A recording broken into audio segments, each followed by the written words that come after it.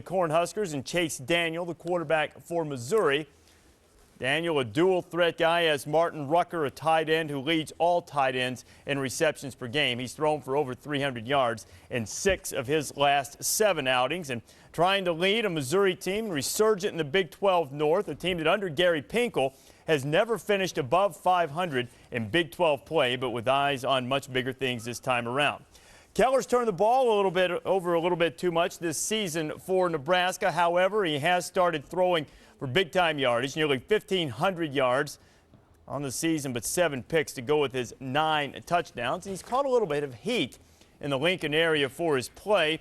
Sam sort of takes things in stride after his experience at Arizona State. He said, what would college football be without all of that stuff that comes with it?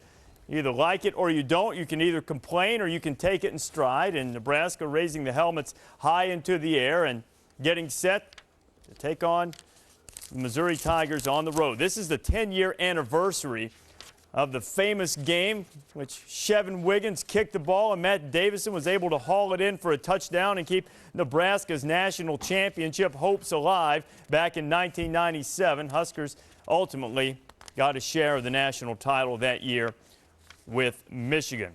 Kickoff going into the end zone, and Missouri's going to put things in play starting at their own 20-yard line.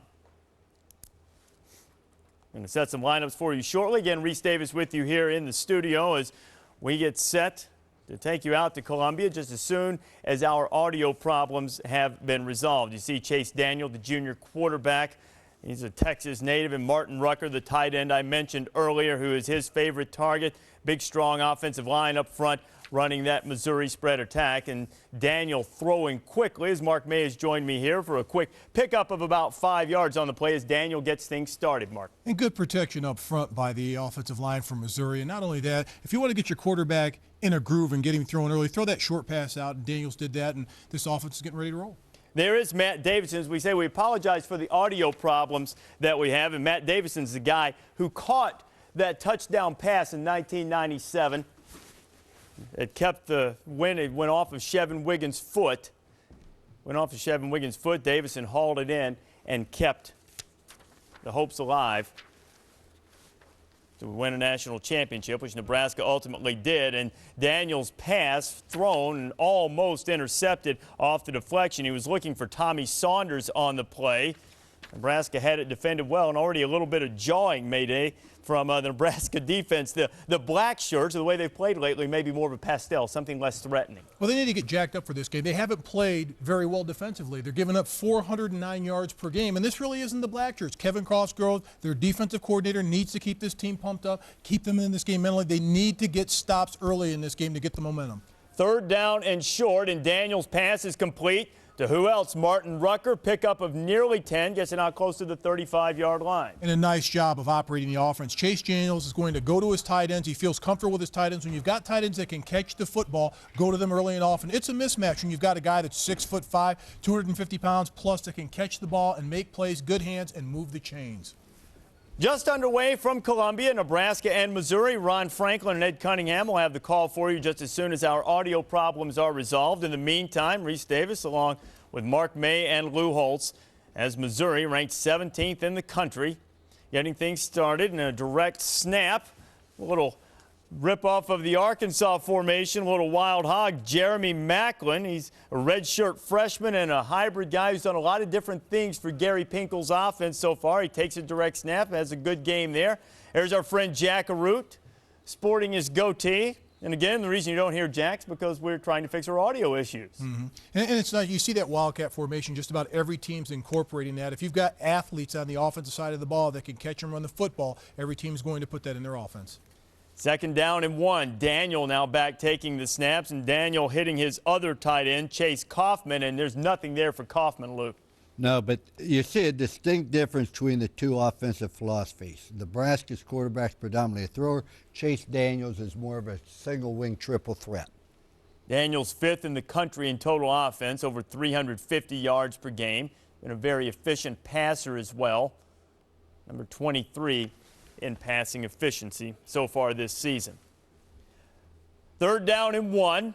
After the direct snap to Macklin, picked up 9, nothing on the completion following, and Daniel's going to try to throw for the single yard, and he wants a lot more than one, and he's got it. Missouri keeps the drive alive, and Macklin, who took the direct snap, makes a reception from Daniel. And the freshman's doing it all. He can do it with punt returns, kickoff returns, catching the ball, running the ball in the backfield. But this is a big play. When it's 3rd and 1, the defense thinks you're going to run the football. What happens here? Spread them out a little bit, take big splits by the offensive line. You look at the defense of Nebraska. They think it's going to be a run. Good protection up front. It's just a simple pitch and catch. Snap it to the quarterback. He's going to take a step up the field, fake the handoff, and complete it to his back.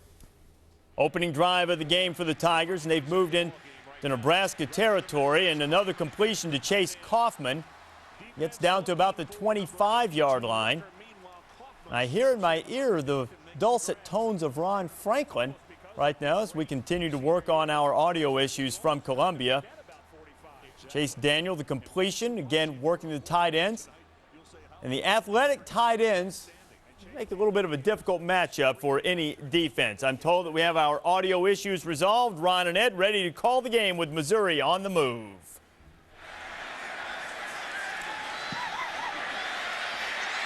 Welcome for those of you who are just now joining us for tonight's ball game.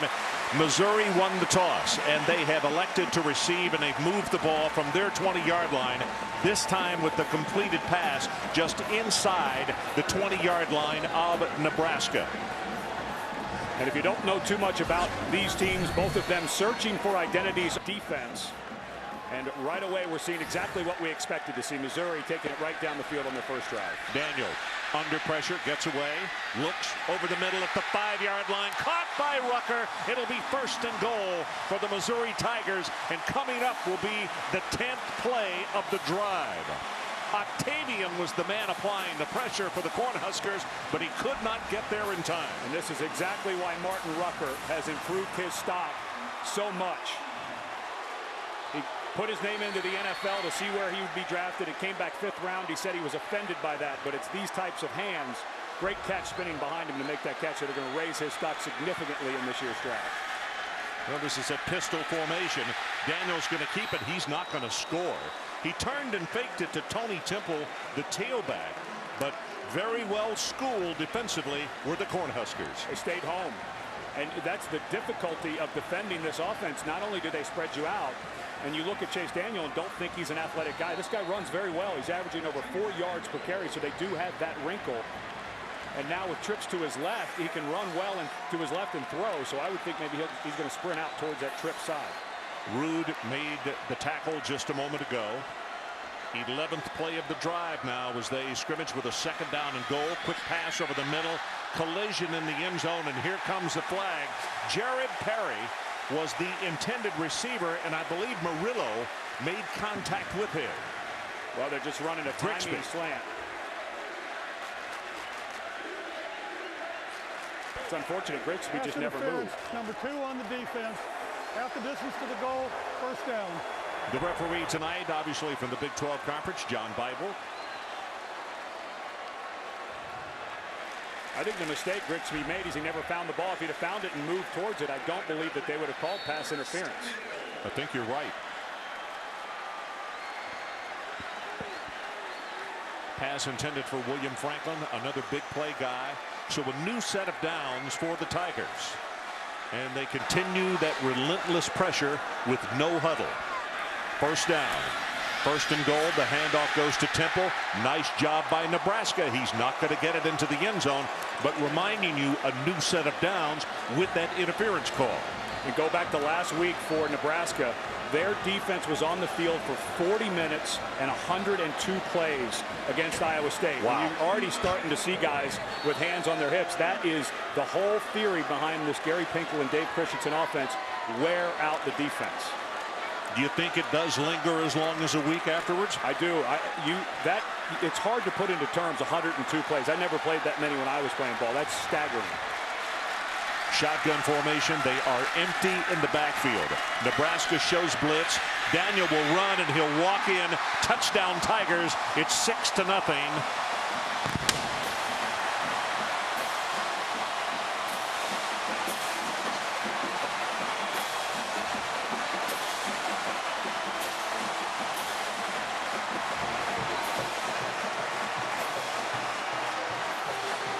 Wolford to attempt the extra point, trying to make it 7-0. It only took them 4 minutes and 45 seconds to take it down the field and score on an 80-yard drive.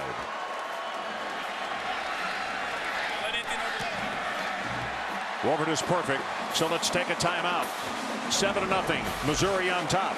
And when we come back, Sam Keller and company will be on the field. Can they score as easily as the Tigers? So welcome back to Columbia, Missouri. Sold out house. The Gold Rush tonight. I don't know how many gold t-shirts we have here, but it is thousands. This is going to be fun because I'm not sure Nebraska can be stopped just like Missouri was not stopped. Well, we knew it was going to be a shootout, and Missouri takes over on defense now. They're 93rd in the country in total defense. So as bad as it's been for Nebraska, Missouri has had their challenges as well. And I agree. I think Sam Keller is going to come out. They'll get Marlon Lucky going. I think he's going to be the key to the running game for Nebraska because I think they want to shorten this game a little bit, Ron. I don't know how much more they want to see Missouri out there. Yeah, well, I mean, and that makes a lot of sense. I think I would turn and hand it to Lucky a lot. That means that number 10 would be on the sideline. Daniel for Missouri. Here's the kick. It's very returnable. Coming down at the 8-yard line is Grigsby. And Grigsby, wow, he gets tagged as he makes it to the 30-yard line. And let's take a look at the Nebraska starters on offense. Here is Matt Davison. Starters for Nebraska's offense tonight. They'll be led by quarterback Sam Keller, who has to have a big game tonight for Nebraska to be successful down here in Columbia. Marlon Lucky will be behind him. He's having a big year at the running back position. And he'll be protected up front by an offensive line that averages 310 pounds and will be led by right guard Matt Slauson at 6'5", 335 pounds. Okay, Matt Davison. The famous snag catch of a ball that was booted by Nebraska as the flag goes down. And the marker is going to be against the Cornhuskers, which gives us an opportunity to take a look at the starters defensively for the Missouri Tigers.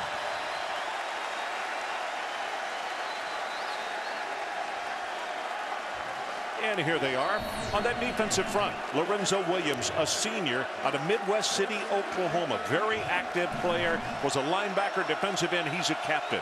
The linebackers, Sean Weatherspoon. Keep an eye on number 12. Spoon is all over the place. And in the secondary, his real name is Cornelius, but he goes by Pig. He had a 100-yard fumble return against Illinois in a victory over the Fighting Illini earlier.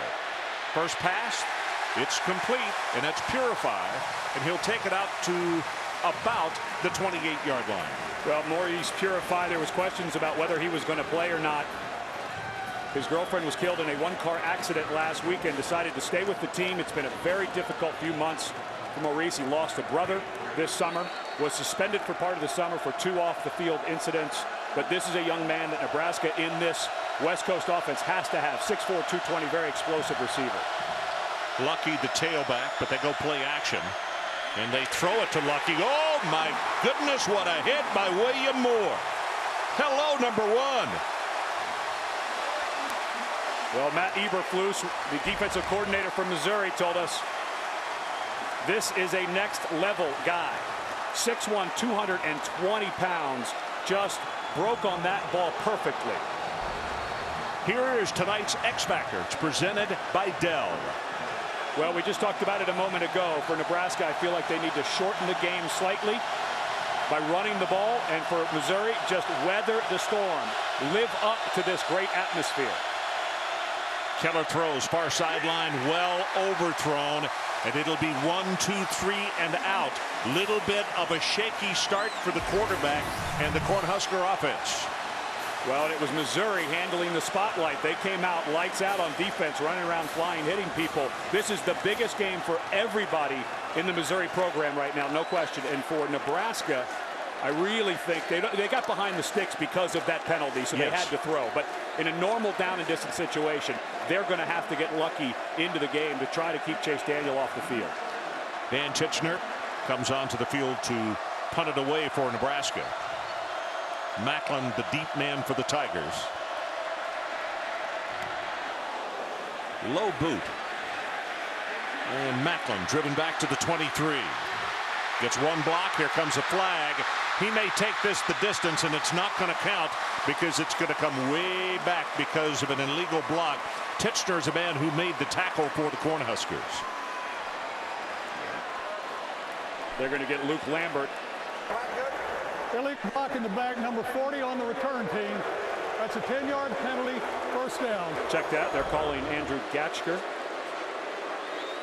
And that is the right call. That's not only a block in the back, but it's a hold. You could have thrown it twice going against Bo Rude, who's a starting linebacker down covering.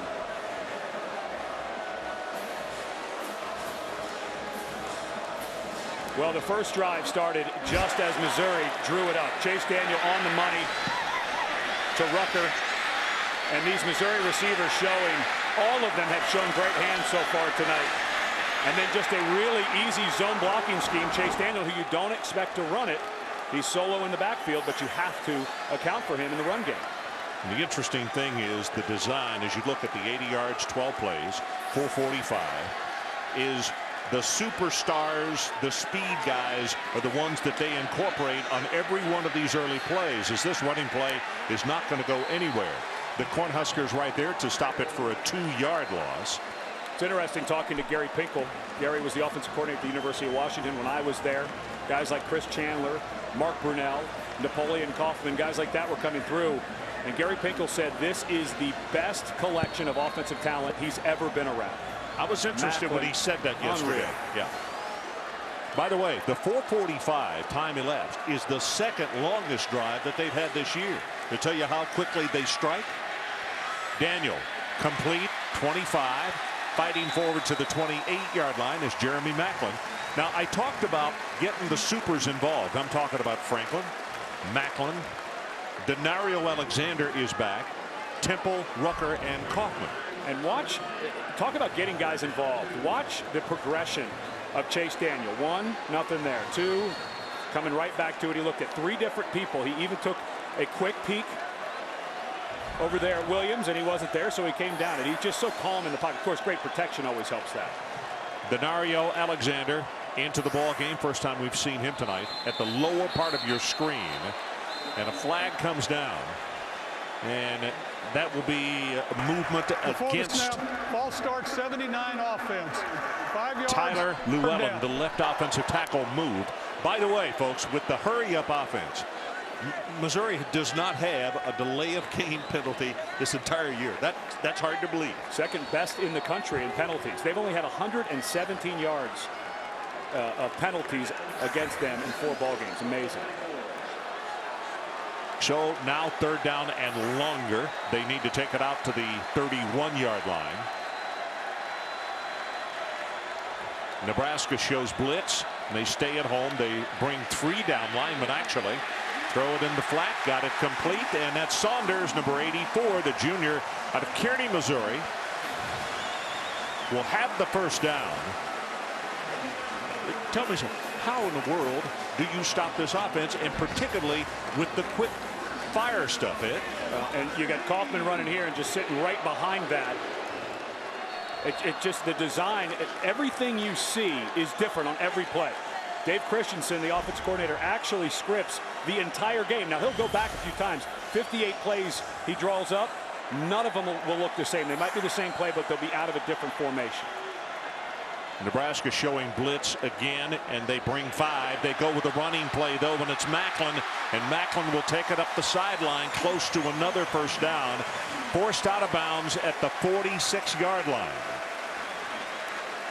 Macklin is one of those young men that they expected great things out of last year when they brought him in as a true freshman, and unfortunately during summer workouts blew out his knee, so he had to sit. He is the best in the country, all-purpose yards, rushing, receiving, punt return, kickoff return. He's the only guy in the country with over 100 yards in each one of those. Well, Tony Temple joins his quarterback Chase Daniel in the backfield, and they go option, and Daniel holds on to it. He'll have the first down. He goes across midfield and into Nebraska territory. Kevin Dixon on the stop for Nebraska. Again, you go back to Chase Daniel in high school, South Lake Carroll High School. He had over 1,400 rushing yards his senior year. He tore it up, obviously, passing, and Todd Dodge's spread offense there, but You wouldn't expect him to be running the option out of the shotgun. You'd think of him more as a pocket guy. So hard to get ready for him. 4 wide receivers, and a timeout has been called by Missouri, so we'll stay here. 7-0 Tigers on top. And I don't think anybody is surprised by what we have seen so far in this ball game. Well, we sat down with Dave Christensen yesterday, the offensive coordinator for Missouri, and he actually pulled out his script of plays. We asked him about calling plays, and people always talk about, oh, it's an art, you've got to know this. He literally draws up 58 plays, and it's just right hash or left hash. How do I call it? And he goes right through it. If Nebraska comes out in a coverage they didn't expect, and he knows it'll take away 10 of those plays, he'll just scratch them off, and then they'll go back into halftime. They may dial one up from earlier that worked, but none of those 58 plays are the same. That's Dave on the far right there. He's got that script there, and he just literally goes right down through it. And let's go down to the sideline. Jackaroo. We were having some fun at Dave Christensen's expense, guys, because you know at the present time here in Missouri, it is now approximately 42 minutes beyond Dave's bedtime. He told us that he would have a Red Bull in the refrigerator. He would consume it 2 hours before the game. Well, flea flicker, fake the double reverse, deep over the middle. Ball is caught at the 22-yard line by guess who? Martin Rucker. These 2 tight ends are both 6'6", and it makes it extremely difficult to cover and also go up and take the ball away from him. 26 yards. 3 vertical routes on a double reverse pass. You just don't see that. That is so hard to do. It was covered. Nebraska did everything they could. They did. Absolutely. They were there. This time a 3-man rush by the Huskers.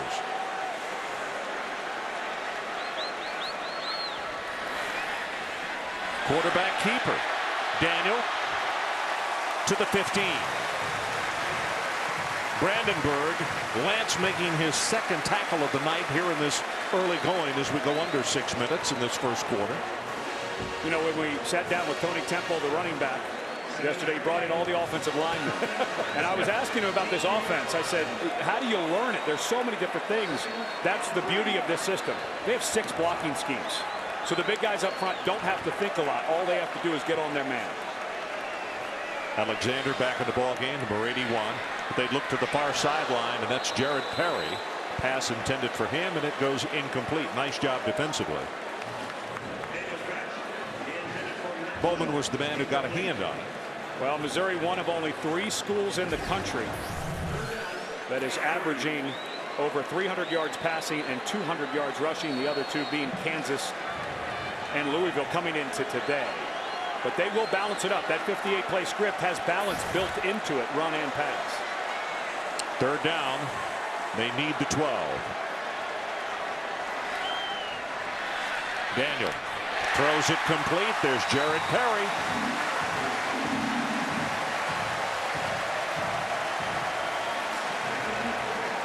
Beg your pardon, Franklin. William Franklin, number 2.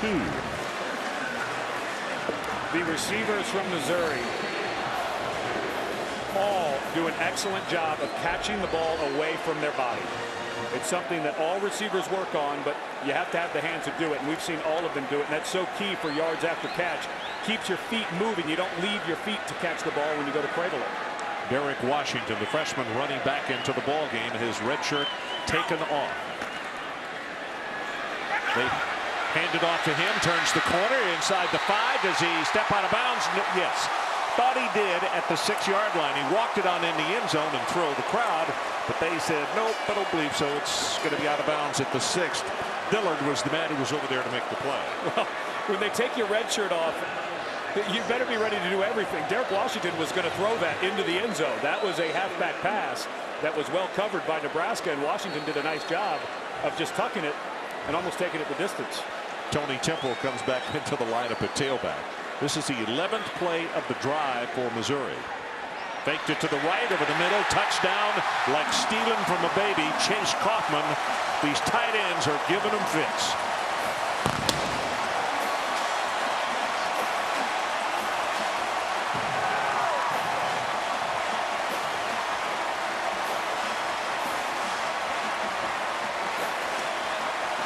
I don't know what you say to your guys if you're Bill Callahan right now. This is just an absolute clinic that they are seeing by Chase Daniel. You cannot throw that ball better to Kaufman. There was a linebacker and a safety that he had to throw it over, and it was perfectly thrown. Wolford with the extra point attempt. He's got it 14-0. Just under 5 minutes to play in the first quarter. And we'll hold it right here. Now let's take that a little further. For starters, a stutter with that opening penalty by Nebraska, and it's amazing what a stumble right out of the box can do to you. Well, and what a great move by Kaufman. Just absolutely froze Larry Asante, the safety, and that fake. And we were talking about how many plays Nebraska was on the field against Iowa State. 23 so far, with 4:57 to go in the first quarter. Boy, they're going to start wearing them out, and we're right at the beginning of this ball game. And let's go down to Jackaroo. Ron, we were talking to a lot of the players yesterday. The one thing they talked about is that in spring ball, they had already circled October 6th. They already knew it was the beginning of the Big 12 conference play. And the seniors had to get together, if you recall, and they shared with us the fact that they tried to explain to their fellow players, don't look ahead that far. We certainly learned that 1 week ago. They talked about playing in the moment, being somewhat existential. But when it came to October 6th, they were ready. You got the sense yesterday that they wanted to tee it up yesterday and get it on. Okay, Jack. A really good friend. We don't have time to talk to him right now, but Norm Stewart, the former head basketball coach here at Missouri, kind enough to stick his head in the booth and say hi and tell everybody hello and go Tigers. Here's Grigsby. 25-30. And is finally going to be tackled out at the 37-yard line. Nice situation, and now, you know, I think Nebraska's got to just take their eye off the scoreboard, forget all situations, do what you do. And it's exactly like last week against Iowa State. Grigsby had a 51-yard kickoff return that almost went the distance when they were down 10-0. So he gave them the momentum back there. And I'm right with you. Sam Keller needs to settle in. The score is 0-0. Let's start this thing over again.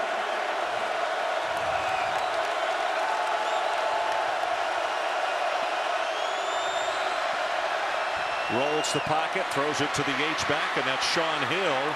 And Hill will have the first down as he'll take it across the 50 down to the 48-yard line. Tomorrow night at ESPN, Chase Holbrook and New Mexico State start conference play as they meet Ian Johnson and the Boise State Broncos, who try to extend a 30-game conference home winning streak on the blue turf. ESPN football primetime, 8 o'clock Eastern tomorrow evening. First down, number 1 for Nebraska. Missouri has 9. Missouri's opening drive, 11 plays, or 12 plays, and 11 on this one. Flag comes down. That's going to be a block in the back as Purify takes it down the sideline and is going to go all the way to the 6-yard line, but I believe is going to come back. That would be a 42-yard gain, and you can see 26 on the offense, 10-yard penalty, first down. Well, Dan Erickson was out there fighting away, trying to give Purify somewhere to run, and he just never let go of the guy he was blocking. It's hard sometimes. You don't know how close the runner is to you, and you've got to release the jersey. Working on number 19, Carl Geddes, and it was that left hand. He just never let it go, and he could have let it go.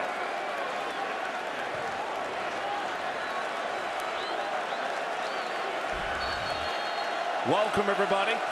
Ron Franklin, Ed Cunningham, Jackaroo, coming to you from a jam-packed Faurot Field in Columbia, Missouri.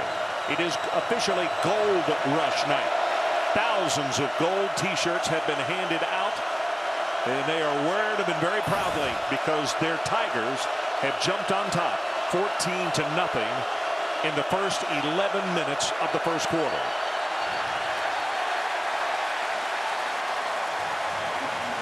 There was a lot of confusion. Check that. They went timeout. They did throw the flag, but they got the timeout before it. So let's take a timeout. 3:51 left in this opening quarter. Tigers 14-0.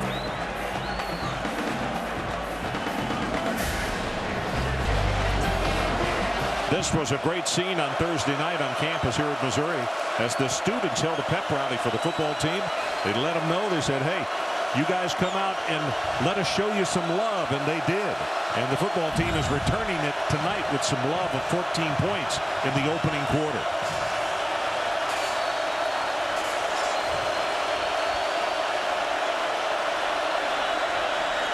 Keller hands it off to his I-back Lucky, and he is going to be hit and stopped for a loss. William Moore is the man who got there first. Let's go down to Jack Faurot on the sideline. Jack? Ron, a lot of people wondered how Bill Callahan was able to scoop up Sam Keller as quickly as he did. And remember, Bill told us that one of the reasons when he was at the Oakland Raiders, he used to go to Friday night games because his son was playing quarterback. Well, one of the teams that they played against was Sam Keller's high school team. He was impressed from the get-go there, and when Keller became available, he scooped him right up. Okay, Jack, he scooped up a good one. Cody Glenn in the ball game at tailback. Keller throws to a safety valve, and he's got it complete. 17 yards on the play. Well, what a difference a year makes for Sam Keller. On August 20, 2006, he was sitting in Dirk Cutter's office after a very strange turn of events where he was named the starter, and then Rudy Carpenter was named the starter 2 days later, and Sam decided to transfer. And on August 20th, 2006, Keller was in Cutter's office getting his release. On August 20th, 2007, he was named the starting quarterback for the University of Nebraska. Swift with a good reply on a first down for the Huskers. Pitch back comes to Lucky, runs down the sideline, shoved out of bounds as he goes inside the 25 to the 24 by Brock Christopher. And Lucky, a very diverse back. You're going to see him do a lot of different things in this offense. He's one of the best receivers, if not the best receiver for Nebraska. Has great hands. They'll use him underneath and screens. Missouri has the Marshall Faulk rule in effect tonight, which means you defend him like you used to have to defend Marshall Faulk of the St. Louis Rams. If he's around the line of scrimmage, grab a hold of him. Even though it's holding, it usually doesn't get called. Keller hands it off to Lucky. Right side, takes it inside the 20. That's plenty for the first down. It'll be 1st and 10 Nebraska at the 17 as Sean Weatherspoon makes a defensive play. One of the real leaders, the most productive of the linebackers for the University of Missouri. Really, really good athlete. LSU wanted him badly, and he wound up wearing a Tiger uniform for Missouri. Nebraska doing exactly what we talked about at the start of this drive. Just flush the beginning of the game away. They've gotten into a nice little rhythm here. Lucky again. Nothing to the left, nothing in the middle. It'll be no gain. 2nd down and 10 coming. Well, this play was blown up by Cornelius Pig Brown III. The strong safety is going to come off and smash the trap block. And Lucky just has nowhere to go. He absolutely stuffs the fullback, Thomas Lawson, into Lucky. That's an excellent job by a strong safety taking on a much bigger fullback. There's Pig right there. Had a good visit with him yesterday. He said, please don't call me Cornelius. And we said, okay, we'll make sure we don't, Pig. Quick out pass. Got an H-back in front. That is Swift. And Swift will go inside the 10 to the 9. You gotta like what the offensive staff for Nebraska has done here. Just exactly what we talked about during the timeout after the 2nd Missouri touchdown. Forget what has gone on so far. Do what you do best, and that's exactly what they're doing right now. They've been excellent in the red zone. 17 touchdowns is a very high percentage of TDs to field goals. That stat can be a little misleading sometimes, but they've been very efficient. 3rd down. They need to take it to the 7-yard line. Little play action, pressure. Keller throws for the end zone and throws it away. It'll be 4th down. Good decision by the senior. Ziggy Hood was the guy who was coming pell-mell and created the havoc, made him run it all the way to the sideline and then throw it away. Yeah, there was excellent coverage into the boundary for Missouri, and Sam Keller looked and looked and looked as long as he could, but did a nice job of just throwing that thing out of bounds. This is going to be a 26-yard attempt. Henry attempts the field goal, and he knocks it home. So let's take a timeout. The Cornhuskers are on the board. Alex Henry knocks it home, a redshirt freshman out of Omaha, and a new score, 14-3 Missouri Tigers. So we are back in Columbia, Missouri. Cornhuskers get on the scoreboard with 49 seconds showing in the opening quarter. 14-3, 9 plays, 53 yards, 4:08 is what they took off the clock.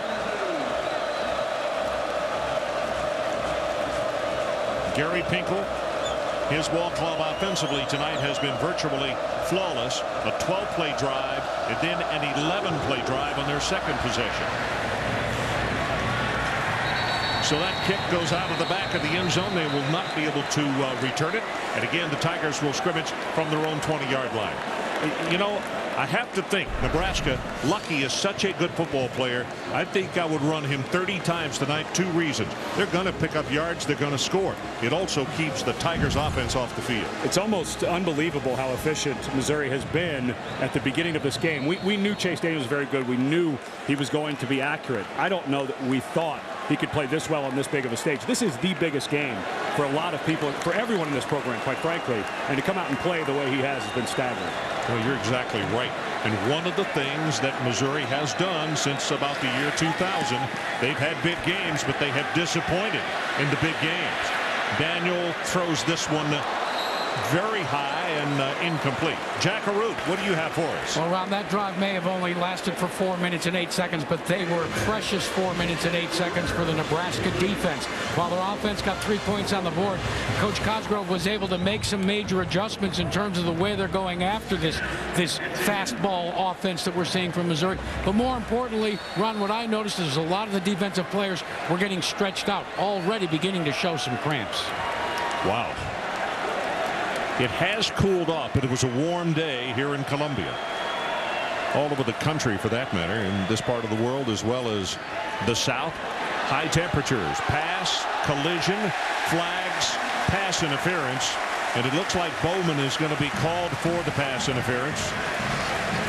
What an excellent throw by Chase Daniel.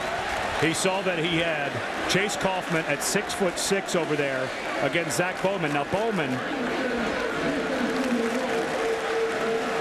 Now Bowman is 6'2", so he's a tall corner. Excuse me, that is Zach Bowman. Excuse me. Yeah. But underthrow the ball. One of 2 things is going to happen. Your guy's going to be able to make a play on it because he sees it first, or the defensive back is going to run through him, and you're going to get a penalty. What an excellent throw. Well, when you've got 2 tight ends like Rucker and Kaufman, who are 6'6" apiece, even a 6'2" defensive back has got problems as far as coverage. Well, in this offense, that's where your tight ends line up.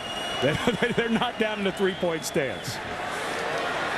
A little razzle-dazzle here. Rucker does get that. As Daniel came out of the pocket and threw a pitch like you would on an option play. I mean, it was fairly long, but it was a very legal forward pass, and Philip Dillard finally came over and made the tackle. You know, one of the things that Missouri has to do before every game is meet with the officials and go through what their formations are. They actually have a card that shows what the formations are, and that's him working with John Bible to say, listen, here's all of our formations that may look illegal, but they're not. They school up the officials before the game starts. By the way, that last play, it was a backward pass, so officially it goes as a rush rather than a completed forward pass. That's the end of the opening quarters. We change ends of the field. The Missouri Tigers 14-3. We'll be right back. We are back 14-3. The Missouri Tigers. And right now it looks as though that Nebraska is either going with either 2 down linemen or 3. Everybody else is a linebacker or a defensive back to try to slow down this Tiger barrage on offense.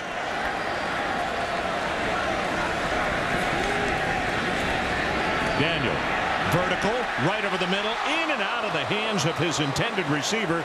And that is an unusual situation when you see Macklin drop the football. Let's go down again to Jack Arute. Jack? Remember, fellas, at the beginning of the game, I told you about the fastball offense that Missouri has been playing. Their goal to try and get each play off without a huddle and do it with the clock going down to only 14 seconds to go in the play clock. I've been watching thus far. They have failed to do that thus far. They get it down to 11 seconds, and that's generally when the ball gets snapped. Okay, Jack, are you going to admonish someone at halftime? He's grading them. He's giving them a minus on their scorecard for tomorrow. Oh, my. Three-man rush again for the Huskers. Pass thrown into coverage that time. Bowman was there on the cover, and it'll be incomplete. And for the first time tonight, the Missouri Tigers are going to have to punt. Well, you mentioned that they only had 2 defensive linemen in. That's because they put the speed rusher, Steve Octavian, who's actually a linebacker. Yes. So there's only 2 big bodies. Talking about adjustments, that's exactly what Kevin Cosgrove said that they may have to do, is just get smaller and smaller people on. First stop of the game for Nebraska. Well, quickly to the line of scrimmage, and here is the boot. Cross it. Not real long, but very effective because it goes over the deep man's head. And let's see where they're going to step this one out. They step it out at the 19-yard line. 44 yards on the kick. Well, tomorrow night on ESPN, Chase Holbrook and the New Mexico State Aggies start conference play as they meet Ian Johnson and the Boise State Broncos, who will try to extend a 30-game home conference winning streak on the blue turf. College football primetime at ESPN tomorrow, 8 Eastern. And if you haven't had a chance to see Chase Holbrook, we actually called this game last year in Las Cruces. Las Cruces. And Chase Holbrook is a fantastic quarterback in Hal Mumme's offense. Fun to watch. You know, here's Lucky. And just what we kind of suspected they might try to do, keep it on the ground, pick up some first downs, and run some clock to keep Missouri's offense off the field. And Lucky did everything he could, it looked like, to stay in bounds. Yeah. That's exactly what the Missouri coaches expected. Bill Callahan coming from the NFL. You see that a lot in the NFL. When a game's getting out of hand and you want to start shortening a little bit, always work your running backs, or receivers. When you're near the sideline, fight to stay in bounds. Gain of 1, second down and 9. Keller out of the backfield. There's Lucky. Boy, does he absorb a shot right there. Defensively, the Tigers have done a really good job of coming after the Nebraska ball carriers. Castine Bridges did a good job breaking on that, and they're watching Lucky because he's one of the best receivers for Nebraska. Now, if you're Missouri, look for a possible screen. Lucky, they have not run one, especially in the middle of the field. This might be that time. Cody Glenn in the ball game as the I-back. Coming off an injury. He's in to block, and they throw it to an H-back coming across the middle. Close to the first down is J.B. Phillips, and there is a flag down on the near side of the field. Well, I think Sean Hill just told us what they had. It's a face mask. Penalty on the defense, number 86. That's 5 yards added to the end of the run. It's a first down.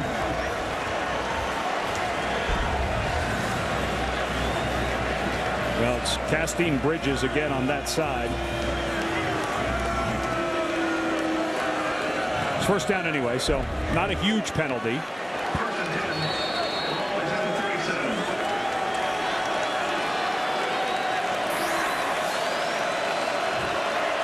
So with the catch and the penalty, it is first down. Nebraska at their own 37-yard line.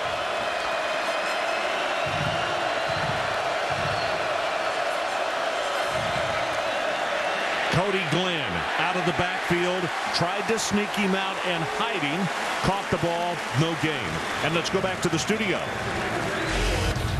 All right, Ron, got a primetime pulse going. You got Cincinnati on the doorstep against Rutgers, down 10 on ESPN2. Ohio State is blowing out Purdue in the third quarter. Some watching that on ABC. I got to tell you about USC and Stanford. Stanford just converted a 4th and 20 with about a buck and a half to go. And if the ruling stands, they will have first and goal from the USC 9 trying to win the game down 6. Wow, that's a double wow. Deep drop, they set up a screen, and he just throws it away. The flag is down, and I think Carl Nix. 5. Yeah. It was interesting hearing that from Reese about USC with Stanford with a chance to win it, and sitting down with Gary Pinkel yesterday. He said, you know, my buddies always say, how do you do this job with all the stress and everything? And he's never really thought about it. Last weekend, they had a bye week. And after what happened with Texas going down and Oklahoma going down, 5 of the top 10 teams going down, he said, I looked in the mirror and I asked myself, how do I do this job? Pete Carroll may be asking himself that tonight. Following the penalty, the movement by Carl Nix. It is going to be second down. They need to take it out to the 47. Deep drop by Keller. Near sideline. Throws safety valve, and Peterson dropped it. Wow. Trying to run before he secured the football. Talking to Sean Watson, the offensive coordinator at Nebraska, they had a bunch of drops last week against Iowa State, and he said that's very uncharacteristic. But sometimes you see that once it gets in the mindset of your receivers and they start thinking too much, you see some more drops. And now you're at 3rd and 15, and Missouri has not blitzed much tonight. I wonder if this isn't a time that Matt Eberflus, who likes to zone blitz, may bring a linebacker and drop out some defensive linemen. Brett Byford comes out over the football. The senior out of Hartselle, Alabama. Keller steps up, steps again, throws long, got a man there, overthrown, and we are going to have on an incomplete pass. There was a shot to the head. Pig Brown. Pig Brown, and that is going to be a 15-yard penalty on what should have been a punting situation for the Missouri Tigers. Yeah, this is a cheap shot. This is an absolute cheap shot by Pig Brown. Watch him come right to his head with the forearm to purify his face. That absolutely should be a penalty, and not so sure that Pig Brown should not be ejected from the game. Well, this crew wasted very little time. 13 on the defense. That's a 15-yard penalty. First down. And you see the back judge talking to Pig Brown and explaining to him, probably saying, again, son, and you're going to be watching from another location. That's going to be on the sideline. Well, we just said that Gary Pinkel's team is the second least penalized team in college football. And they had it was out. They were done. It was 3rd down. You don't expect a captain, Pig Brown, a senior captain, to make a mistake like that. So with the penalty, first down Nebraska from their own 47. None. On the end around, they're going to wind up with a gain of very close to 5 yards on the play. Well, a lot of headgears coming off tonight. With the hitting that's going on, everybody needs to, when they come on the field, batten it down a little bit tighter. Yeah. Boy, the momentum sure has swung towards the white shirts. It looked early on in this game, and that big 15-yarder keeping this drive going. It looked early on in this game that it might be, it's a gold rush, but it looked like it might have been a whitewash too. Nebraska has hung in there and getting a couple of breaks. 8th play of the drive for the Cornhuskers. Short drop, jumping up in front of Keller. He's going to have to run it. No sack, but he'll be close to the first down. And they're going to say his knee touched at the 45-yard line. Baston is the man who got up and caused him to have to step up. Well, with such a versatile back like Marlon Lucky in the game. Actually, Lucky now coming off, and they're bringing in the power back, Cody Glenn. But this may be one of those chances. Little play action. See if he can't hit something over the top. 3rd down. They need to take it 2 yards ahead. Short drop. Looking. Here comes pressure. Keller throws the ball. Has it complete at the 38-yard line. It'll be good for the first down. And at this time it was J.B. Phillips, another one of 6 H-backs that they list in the depth chart. And they're going to say incomplete pass now. Well, J.B. Phillips was out of bounds and then came back in to catch it. It's an incomplete pass. In college football, if the receiver leaves the field, if anybody leaves the field of their own volition and then comes back in, they cannot be the first person to make a play on the ball. If he is pushed out, if Phillips had been forced out of bounds, he could have been the first to make the play, but a good call by the officials. So the discussion goes on the sideline.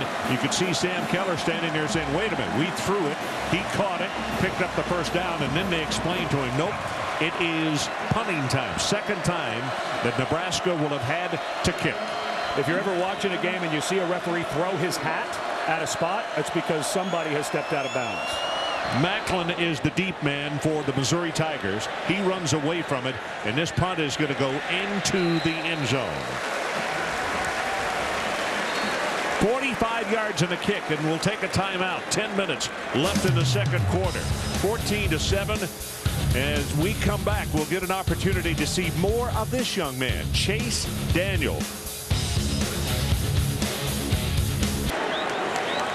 Ron Franklin, Ed Cunningham, Jack Arute coming to you from Columbia, Missouri. Chase Daniel back on the field, and a quick pass in the flat. Got that one complete to Macklin, and Macklin is going to immediately pick up a first down with a blocker in front. And the blocker was tight end Chase Kaufman, number 45.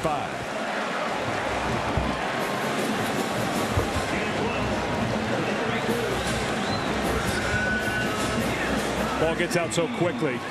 Kaufman on the outside is going to go get a nice cut block. Well, that was a nice adjustment by Kaufman because Courtney Grigsby had made a break on the ball.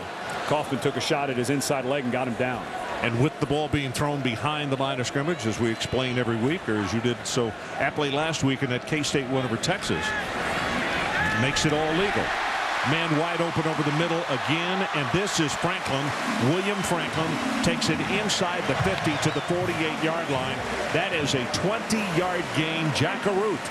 Well, Ron, Ed was telling you earlier about the fact that Dave Christensen uses 58 scripted plays. Well, each and every game, he also adds 10 plays. 10 new plays that he calls deceptives to try and keep his players on their toes. But with a bye week, I asked him yesterday, how many deceptives do you have for in this game? We counted them up. 17. Sunday night is his draw up the deceptives night. That's when he sits down and just starts dreaming stuff up. Now they roll the pocket. Daniel just dumps it off. 5, 10, 15, counted off at 20 yards. Tony Temple out of the backfield, and that will go down as a long gainer. The pass was about a 3-yard completion, but it is perfect because there was only one defender there. They made him commit, threw it complete. John Bible, the referee over there, talking to the umpire, and now Chase Daniel's going to get involved with the conversation. Personal foul number 93 on the defense. Illegal hands to the face. That's a 15-yard penalty. First down. So let me say this about this crew. All right, Pig went for the head when he made his hit. Crowd didn't like it. 15 yards. But then on the other side, defensively, Nebraska with the shot to the head. And what these officials are trying to send a message, their supervisor, Walt, is here tonight. They're just trying to say, hey, we're looking out for safety. Absolutely. And you can't do it. Absolutely. And I wouldn't be surprised at some point, Ron, if they don't bring the coaches together and say one more, and I've got to start throwing people. The penalty has declined because the play yardage was more than the penalty yardage would have been. It's a first down. Yeah, you don't want to take the 15 when you have a long, quote-unquote, pass play. Rucker goes behind the center. The quarterback is split out wide to the right side. He's almost on the Missouri bench. You can see Chase Daniel way out there. Rucker, the tight end / wide receiver, they do this with him, and back with him is Macklin, the wide receiver. He fakes it to Macklin, carries the ball into the line of scrimmage, and mark that play off right there. Take it off the script. Yeah, take it off the script. I don't think they want to run that one again. As Zach Potter says, nope, you didn't fool anybody on this one, partner. Not so deceptive, huh? Yeah, it was deceptive. Well, there's Dave. It looks like he's scratching something off of that script and saying, well, maybe the next time he'll draw it up so that he actually hands it to Macklin. I think he's got a little better chance in traffic. On a more familiar sight now. Number 10 goes behind the center in a shotgun formation. 12 seconds on the play clock, and they snap it. The ball is thrown complete at the 24-yard line, and that is Jason Ray. Reese, you have another update on SC, I understand. Ron, I told you the Stanford converted a 4th and 20 on the drive. Now 4th and goal from the USC 10. Inside a minute to go. Tavita Pritchard upstairs, and Mark Bradford catches it. Touchdown, the Fighting Harbaughs. 24-23, though, and SC's got just under a minute to rally back. Wow. Heavens. Oh, man. After this should have happened last weekend, as crazy as it was. Daniel got it complete. This one, as he continues to throw to different receivers. Denario Alexander, who was out with a broken wrist after the Illinois game, is back, and he makes the reception. You know, they were breaking down today on the preseason or the pre-game shows. Craig James and those fellows were talking about, will there be an unbeaten team? I don't think there's going to be. No, I don't think so either. I think Hawaii's going to get beat. They've got some tough games. They got Washington at the end of the season. I don't see an unbeaten team this year. Daniel, good pressure by Nebraska. Throws the ball, almost intercepted, and diving was Courtney Grigsby. Boy, he almost came away with one. It'll be a 2nd down and 10. Let me say this. Could really be an ironic situation, though.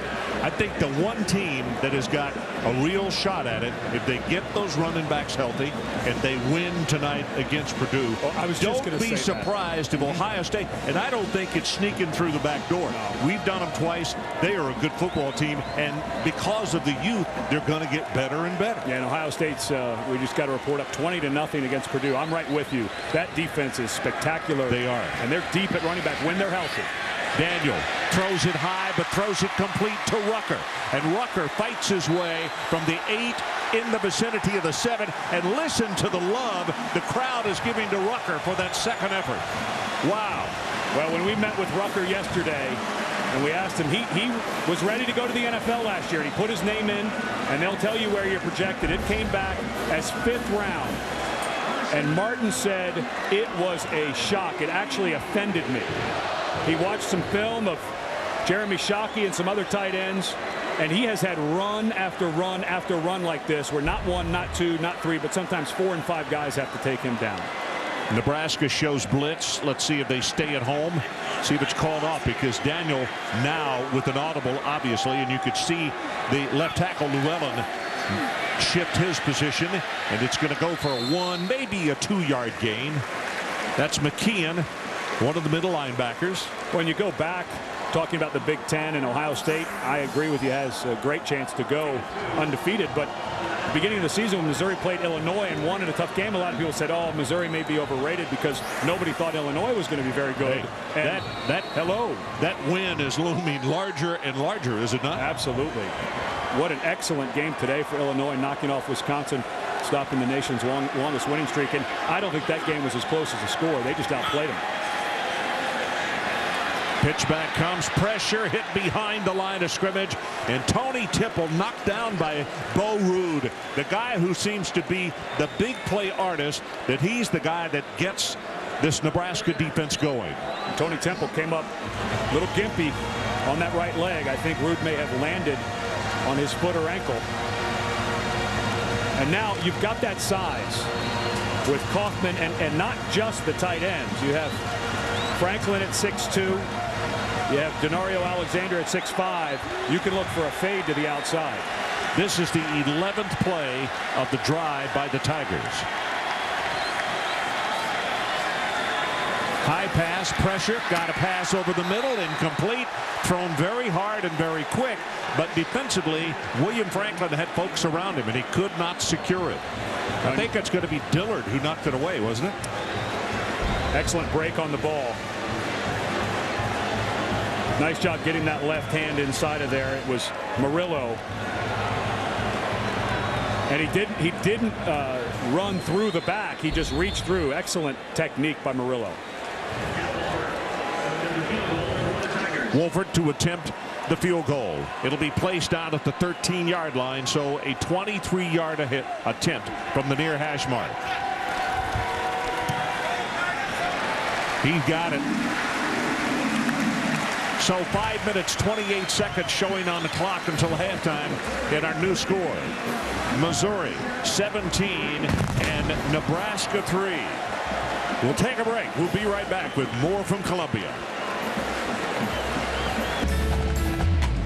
Whiteman Air Force Base, located 90 miles west of Columbia, Missouri, and it houses some very special people. The 509th Bomb Wing is out there, and a little bit later on in the ball game, we're going to show you what is so very special about that base 90 miles to the west of here. They have Tony Temple headed for the house. He came down funny when Bo Ruud tackled him from behind. I'm sure Jack Arute will update us, but that is not good for Missouri. He's up around 90 yards a game rushing. It is a part of this offense, and they need him at full strength. Wolford to kick it off. Gets a foot into this one, and it is returnable from the 4-yard line. Grigsby. Well, Hooters almost has his head taken off at the 23-yard line. Now let's join Reese Davis for a SportsCenter 30 at 30 update. Reese. All right, Ron, and we'll start things up with the baseball playoffs. Eric Burns going yard. Diamondbacks beat the Cubs 5-1. They advance to the National League Championship Series. Rockies and Phils playing right now. Rockies trying to finish that series, and the Rockies and Phils are scoreless in the 3rd inning. Stanford and USC, the last chance for John David Booty, and an upset for the ages for the Cardinal as Bo McNally picks off the pass. Jim Harbaugh's team wins it 24-23. SportsCenter after the game, ESPN News. You can stay current with that. Okay, Reese, thanks so much. I'm surprised he didn't go looking for a band member to run over or something. Incredible. Absolutely incredible. You know, we had that game last weekend in Austin. Kansas State went down there and just really beat up Texas. I mean, that game wasn't very close. Kansas State scored on a kick return, a punt return, an interception return, every other return you can think of, and 5 of the top 10 lost, and now you have the #1 team losing to Stanford. And listen, I saw Stanford play earlier this year. That wasn't a very good club I saw. Keller reverses and throws to his safety valve. That's the H-back Sean Hill. And Hill will take it across the 30 to the 33-yard line. Jack Arute, you have more. On Tony Temple. They have taken him into the locker room, fellas. They say it is a right ankle. You can see he's favoring as it goes in. Here is the good news, though. What they're going to do is they're going to re-tape him, try to stabilize that ankle. I spoke to Tony as he went in. He told me he's coming back, guys. Okay. Well, I don't doubt that. The young man came into our meeting yesterday and brought the entire offensive line with him, saying these are the guys. They're not just following me around. They help me a bunch. Keller under pressure, dumps off a safety valve to Lucky, and Lucky's going to have the first down. Marlin will take it to around the 38-yard line. Well, Marlin went through a bit of a transformation this past offseason. He's from North Hollywood, California. Was putting a lot of pressure on himself, had some severe homesickness that he admitted to, and he also decided when he came in to wear number 20. And everybody who knows Nebraska football knows that that's Johnny Rogers' number, and it was just a little too much, and he decided to change numbers, go to 5. Of course, he chose Reggie Bush's number, but in Nebraska, a little less pressure with that number than number 20 on the chest. I would think so. Tipotilla moves from the left side over to the right. Pressure on Keller. Ball is just a little bit too long at the 38-yard line, and it's Hunter Tipotilla that just came into the ball game that they threw the pass to. And he does pay the price. Watch as he gets the ball away. Well, that was a nice job by the linebacker Van Alexander. He had gotten cut block. You see, when you go out to practice, and it's a full-speed, full-pet practice, how many times do you see the linebackers working on when they get cut, how fast do you get up? That's a drill you see over and over again, and Alexander, nice hustle play. 2nd down and 10, 4:41 left until halftime. Missouri by 2 touchdowns. Keller gets away and gets a pass off, and it's going to go for a first down as Lucky stayed right there and helped his quarterback out, and it was more of a shuffle that he got the ball to him, and it's Pick Brown who made the tackle. Well, this should have been a sack. Chavis, I think, is the man who had him. Yeah, he just couldn't get away from Leiden Murtha, and what a heads-up play by Keller. And Keller, when he came in, was such a humble guy. said, hey, I'll go down and do the scout team. I'll do whatever I can. He really won over his teammates. He had a little baggage coming here. Yeah. People were wondering how he's going to react when he left Arizona State. And it's plays like that that'll win his teammates over. Keller gets the ball away, has it complete at the 43-yard line. France Hardy, the man who made the catch, and Jackaroo, you got more. Well, yeah, not only did he request from Bill Callahan that he go to the scout team, he won the hearts and minds of his fellow players, and they voted him Scout Team Player of the Year, Ed. And you know, that's pretty good. When he could have been up there with the 1s and 2s while they sat out the year, he says, no, I'm going to go down there. And then he gets Scout Team Player of the Year. Probably, of all the things he's ever won or will win, Jack, he probably will be prouder of that than any. Pass over the middle, and it is caught. Missouri thought they had an interception. Purify makes the reception on the ball, though, and it's good for 14 yards. And what did Matt Eberflus, the defensive coordinator of Missouri, tell us about Keller? Is he's streaky, and we've got to do something to keep him out of his rhythm. And right now, the 2006 Scout Team Player of the Year for the University of Nebraska is playing pretty well with the first unit. Cody Glenn, the big back, a junior out of Rusk, Texas, 6 feet 230. Number 34 checks into the lineup as the I-back. Keller got a man open and overthrew it. Swift had the position on Brown, but the ball was just thrown way too tall. And he was running out of space, and I think Keller just overthrew that one on purpose. Chavis was the guy who was coming with pressure again. You know, we have not seen from Nebraska, as they bring in their 4-5 wide receiver set, we have not seen many draws, quarterback draws, anything like that yet. Well, they go with a pitch to Lucky. Lucky turns the corner, tries to, avoids one tackler, and then let's see, forward progress are going to say he stepped out of bounds just above the 25-yard line. And when teams get ready to play Nebraska, this is what they talk about with the Bill Callahan run game. Trying to outflank you. You saw that kind of bunch receiver tight end H-back set up there to the top. Those become almost like student body left blockers. Instead of pulling offensive linemen, you have faster guys out in front of the running back. Garrett did an outstanding job of forcing him out of bounds, because now it is 3rd down and they need 6 yards for the first. This is the 10th play of the drive for the Huskers.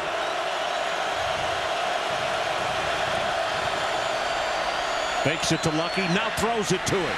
25-20, 15-10, shoved out of bounds. It's going to be 1st down and goal for Nebraska. William Moore on the tackle after a gain of 15. When you have a guy like Marlon Lucky who can catch the ball this well out of the backfield, when you go to fake and he's going to block, all of these guys lose him, and then he just continues. It's almost impossible to guard that, because you lose him in the wash. You think he's going in to block. 1st and goal, the ball squarely on the 10-yard line. Pressure, going to be sacked at the 19-yard line. Van Alexander with the 1st sack of the night by the Tigers, and how timely is that? We'll see. Well, this is a missed blocking assignment. Van Alexander, number 5. As he goes in, the left guard never came off of his block. Jacob Hickman did not see him coming. The center tried to bang him off, and Hickman just never saw him. That's a missed assignment.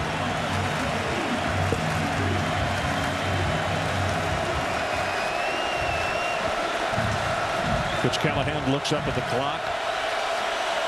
About to hit 2.5 minutes left until halftime. Play clock is down to 3, down to 2, down to 1. I think they got a delay of game. They do. Boy, boy, boy. First a sack, and now a 5-yard penalty for delay of the game. And they had a 1st and goal at the 10-yard line. This is going to move them back to the 24. These are the things that drive coaching staffs absolutely nuts. Well, they're in a silent snap count.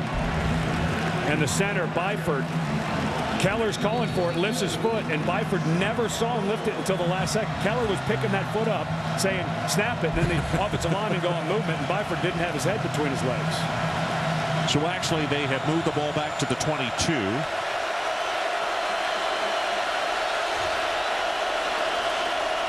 Keller sets in the pocket, has good protection, throws it, incomplete.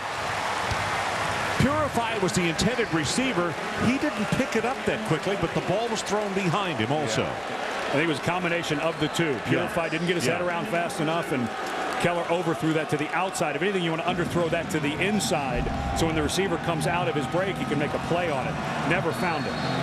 I don't know if he could have made a play on that ball. No, I don't either. Looking back in that direction, you're also looking into a huge bank of lights.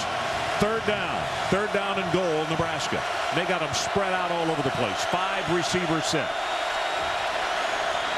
He is hit as he throws. It'll be incomplete. Ziggy Hood. Well, Bill Callahan decided to go for a touchdown there. They ran 5 vertical, and it just took way too long.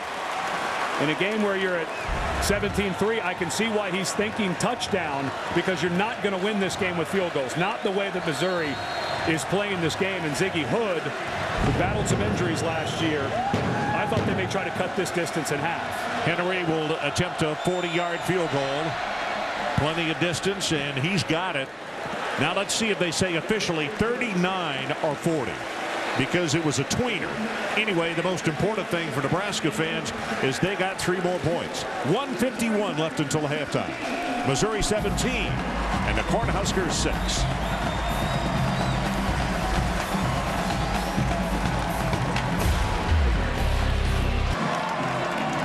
So it's 17-6. The Missouri Tigers scoring on the first 2 possessions they had of the ball game, a 12-play and then an 11-play drive. Since then, some nice adjustments on the part of the Cornhuskers. They have added a couple of field goals, but they've been unable to get it into the end zone. So that's the reason for the 17-6 score. Macklin, the deep man. Kunatic will kick it off for Nebraska. And Macklin will return it from the 4. Macklin running hard out to the 30, now the 31-yard line. And let's check in again with Reese Davis. Reese? Ron, coming up on the Pontiac Performance halftime report, Stanford guts USC and continues to shake up the top 10. The Gators are answering their gut check on the Bayou. And the gutty young Sooners come up with a win in the Red River rivalry. We'll break it all down for you. Mark and Lou are here. We'll see you in just a little bit. Okay, Reese, we look forward to it. Tell you, this has been a heck of a day for tight ends in that Red River rivalry. Oh, man. Those tight ends for both teams played extremely well. We're seeing 2 really good ones here tonight. Yeah, I really like Jermichael Finley from Texas. He runs so well in the middle of the field for them. Daniel says, hey, I'm going to put it on my hip and run, and he gets as much as he can and then steps out of bounds. And Brandenburg is the man who will be credited with forcing him out of bounds. And here's the beauty for Missouri, who's slowed down quite a bit in the last 2 drives, but with 2 timeouts, you can make play calls like that. And you have such a heady quarterback, get over to the sideline, get out of bounds, but they are always in the hurry up. They're always in the no huddle. So there's no such thing as a 2-minute drill for Missouri. It's their base offense. Again, only a 3-man rush for the Huskers, and one of those guys is a linebacker, and flags are going to come down, and again, it's going to be on Bowman. He was just a little bit early in getting to the receiver, and that will cost him a first down and also some distance. That's interference. Number 1. That's a spot foul. First down. I don't think you want to give Chase Daniel this much time. I think maybe try to bring a corner blitz, get a 4th guy walking around, bring him in a gap. I just don't think a 3-man rush is what you want to be doing right now at this point in the ball game.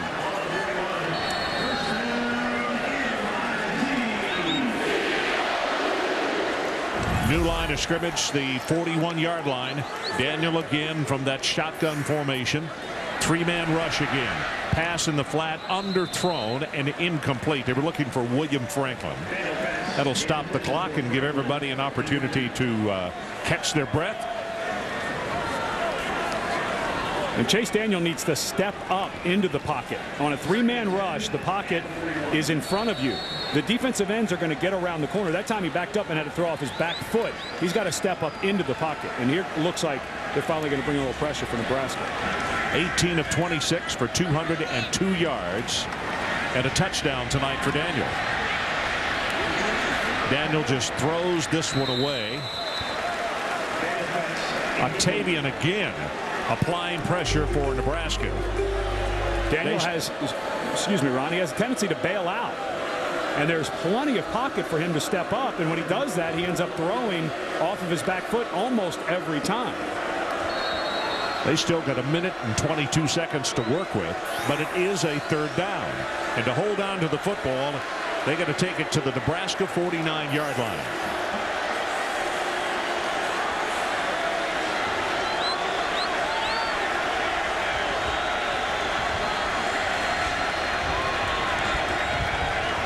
Haven't gone to a tight end in a while. Going to be a quarterback draw. 1st down, 5, 10, and 15, 20 yards more. And Chase Daniel shows I may be 6 feet 230, but I can outrun a lot more folks than you think I can. 29 yards on that carry. And this is where you sit there and say, well, you're not going to do a quarterback run. It's 3rd and 10. They're actually going to pull the guard to get up inside. That's Ryan Madison, who pulls from the backside. And again, you just don't realize how good a runner Chase Daniel is. You just don't expect it. I think he catches you off guard. He's 6 foot, 230 pounds. And he can get downhill, and Nebraska has an injured, looks like, defensive. Rude was linebacker coming on the blitz, and I wanted to find out from you anyway, and we got a stoppage of play because of the injury to McKeon. But the situation with this offense, you really take Rude kind of out of his normal territory and disciplines, because we've only called his name like 1 time tonight. Yeah, you are definitely guys like that are not as involved in the game plan. He's coming in and off the field because you're in nickel and dime situations so much. That's right. We need to take a timeout. 1:15 left until halftime. Missouri continues with an 11-point lead. So we are back, 1 minute and 15 seconds left on the clock, and we'll see if Chase Daniel and company can get it into the end zone, or at least get points on what most people would think is a not very much time on the clock to get it done. Steps out, throws a safety valve, and that's the tight end Kaufman who is there. And Daniel has 2 timeouts to work with, but he wants to get this going. This is plenty of time. 2 timeouts. You can run the ball again. Do a lot of different stuff with those 2 timeouts. Try to save one in case you have to get your field goal unit out. 51 seconds on the game clock. Pressure in the middle. They throw the middle screen. This is Saunders. Saunders on his feet inside the 10, and he's down to the 9-yard line. It will be 1st and goal, Missouri Tigers. And Chase Daniel looking to the sideline, wondering if they want a timeout. I don't think they should use it here. Well, they need to get going. Yeah, John Bible just whistled it in, yeah, so the clock is running. Oh, they should have gotten this play off much earlier than this. Well, but they didn't. So let's see if they still put it in the end zone. Pass caught at the 5-yard line, incomplete. As soon as it looked as though he had the football, then a big hit coming from behind on Macklin, and he dropped it. So that stops the clock. 27 seconds. Bowman is the man who came up to make the strike on him. Well, and you've got plenty of time with 2 timeouts. You can run the full complement of plays here. Yeah. So it wasn't that big of a deal to waste that time. But if that would have been tackled in bounds, they would have had to use one of those timeouts. Jimmy Jackson, number 1, checks into the ball game at tailback, a junior out of Carruthersville, Missouri. That's Saunders, who shifts to the bottom of your screen, wide left. Play action, looking, still looking, still looking. A lot of cat and mouse here. End zone, and the ball is caught by Kaufman. They say no, out of bounds, though. What a job to try to get a foot down by Kaufman. And all of the Missouri players looking to the bench to see if Gary Pinkel may use a timeout to try to challenge this. Well, it will be reviewed regardless if he does or not. What excellent body control. Wow. Touchdown. That's touchdown. He didn't put his heel down. What an amazing play by Chase Kaufman. I think this is going to be overturned. It was the fact that he didn't put his heel down. He's got control of the ball and his toes touch, and he still doesn't put his heel down. Unreal. John Bible has run down to the 20-yard line at the other end of the field. And I know the replay guys don't like to, reverse what happened on the field, but he went through so much agony to make sure the heel didn't come down. Wow. That was unbelievable. And you work on this type of stuff. And of course, when guys make the transition to the next level, they have to learn how to keep two toes from different feet in bounds. But how do you know to do that? How do you know I better not put my heel down because that may be out of bounds? This guy could be on Dancing with the Stars. Video confirms that the receiver did not come down in bounds. It's an incomplete pass. I disagree. I think that's a touchdown by Chase Kaufman. And you cannot challenge it once it's already overturned. You cannot challenge it. Or not overturned, but upheld.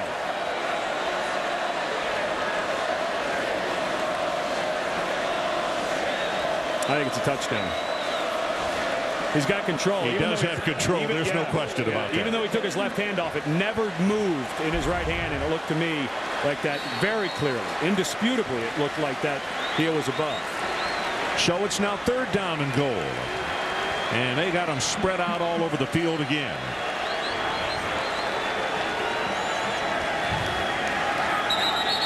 Well, now you get Wyrick moving on the right side.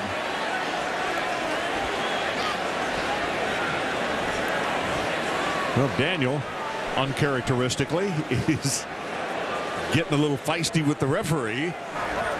False start, 79 offense. 5-yard, 3rd down. It's not that bad to back yourself up a little bit here. You're still well within field goal range, and now you get more vertical stretch on the field. Exactly. Plus the fact you could see that Nebraska, what they were going to drop into was not necessarily prevent, but we'll put our bodies in front of the goal line. We'll let you catch it in front, but we're not going to let you catch it behind us in the end zone.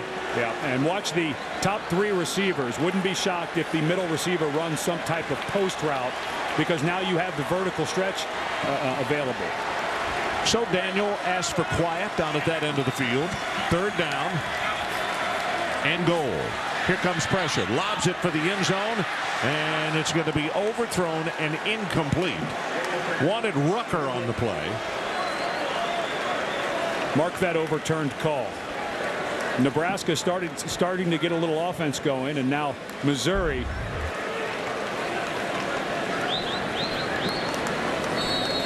Never even looked that way. Had a wide open William Franklin, and Daniel was just looking over to Rucker the entire time, and Bauman came off of him real early. It's going to be a 33-yard attempt by Wolford. And now Nebraska is going to call a timeout, try to ice him. 13 seconds left until halftime. We'll be right back.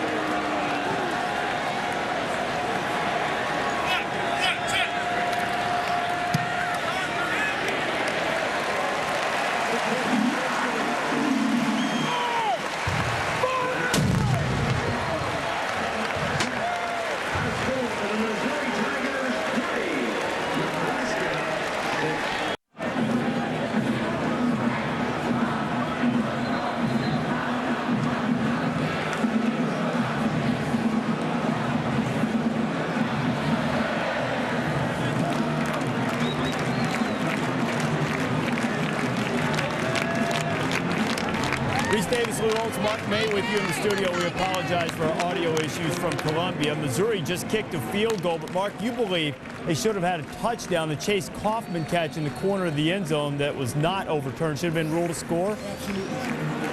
Sometime next week, and the conference will look at this and they'll come back and say that was a touchdown. As it is, Missouri got a field goal. Lou, did you think it should have been called a touchdown as well? No, it's one of those calls, whatever was made on the field should stand. There wasn't enough evidence to overturn it. Not enough evidence. You didn't see the replay? You see his foot 8 times? green and the ball in his hands? But the heel came down on the line. Is there a rule that says the heel has to be in bounds as well? The toe was clearly in The bounds. heel is part of the foot. It is, but if the last toe time I comes down, took that's enough. kinesiology, But if the toe comes down, that's enough. There's no rule that says your entire foot has to be in bounds, right?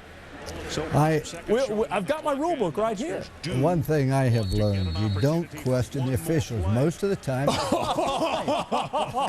I made it a policy all my life not to bother the officials. They rule the game, and you have to live by what they say. Mark, will you reach over and take his temperature? Are you Lou Holtz? Yeah, Who well, are you? But see, this is the thing about it, though. That it bothers you as a coach, but that's part of the game. I personally don't like instant replay because that's all part of the game. You know, little errors here and there, but that's part of it. Well, Marlon Lucky running out the first half for Nebraska. Callahan just wanting to get to the locker room after Chase Daniel in Missouri put up some offense. And we can hear in the background Ron Franklin finishing up the first half. We apologize again for the audio issues that we have experienced. Welcome back to ESPN College Football Primetime, presented by Hampton Hotels. Our score at halftime, Missouri 20 and Nebraska 6. And at Cunningham, when I look back at the first half and see that one team already has 49 snaps, 299 yards, it means Nebraska's defense has been on the field way too much. You go back last week against Iowa State, 102 plays, so they're starting to get tuckered out. You don't want to do that against this bunch. Chase Daniel has been lights out tonight. Of the 299 yards, 276 of those are by Chase Daniel. 222 passing, 54 rushing. We go back and look at his highlights from the first half. Sensational both in the pass game and the run game. You don't expect this out on the goal line, but it's just a zone blocking scheme to Daniel for the touchdown. He hits Kaufman for the touchdown, and this was a big one. On a third down on that last drive, before they had to settle for the field goal, on a 3rd and 10, they run a trap play for Chase Daniel. I'm just not sure how you defend him. And Ron, being that much on the field for Nebraska, you're definitely not going to be able to defend him that way. Wolford is about to kick it off. If you missed the first part of the ball game, Missouri won the toss and elected to receive to put that vaunted offense on the field, and they proved why they wanted the football. So the Huskers will get it to open the third quarter. Squibs it on the ground. Grigsby 20, 25, and just short of the 30-yard line. Let's go down to the sideline. Jack Arute. Hey, Ron, I had an interesting conversation with Bill Callahan, and he brought up the point that he felt that maybe the way to change things up for his offense is to go back to the offensive game plan that he used against USC. He said what he's seeing from the defensive side of Missouri reminds him of the USC game. He said in the second half they're going to try and make some quote-unquote USC adjustments. 389 passing yards for Sam Keller in that game. So expect them to maybe try some vertical routes here. Well, the ball was not snapped. You could see the guard. 70 offense, 5 yards, first down. Matt Slauson came up out of his stance and was trying to hustle to start his job on the play, and it's going to cost him 5 yards. Now, let's go back to the beginning of the ball game. Opening drive, Nebraska, they started it exactly the same way. 5-yard penalty. Don't want to be behind the sticks. No. Not the way that Missouri is playing on offense. You have to stay on the field. Tigers jumping around on defense, and they bring pressure. Ball is stopped. Looked as though the ball was about to come out, but he held on to it. And it's going to be William Moore who will make the tackle. Well, you almost feel like Nebraska at some point, they're so good in their 2-minute drill. Sam Keller, up to this point in the season, a 2-minute drill is 81%. He's right around mid-60s in their normal offense. I think a change of pace may help here. And maybe think about going to a no huddle and see if you can find some rhythm that way.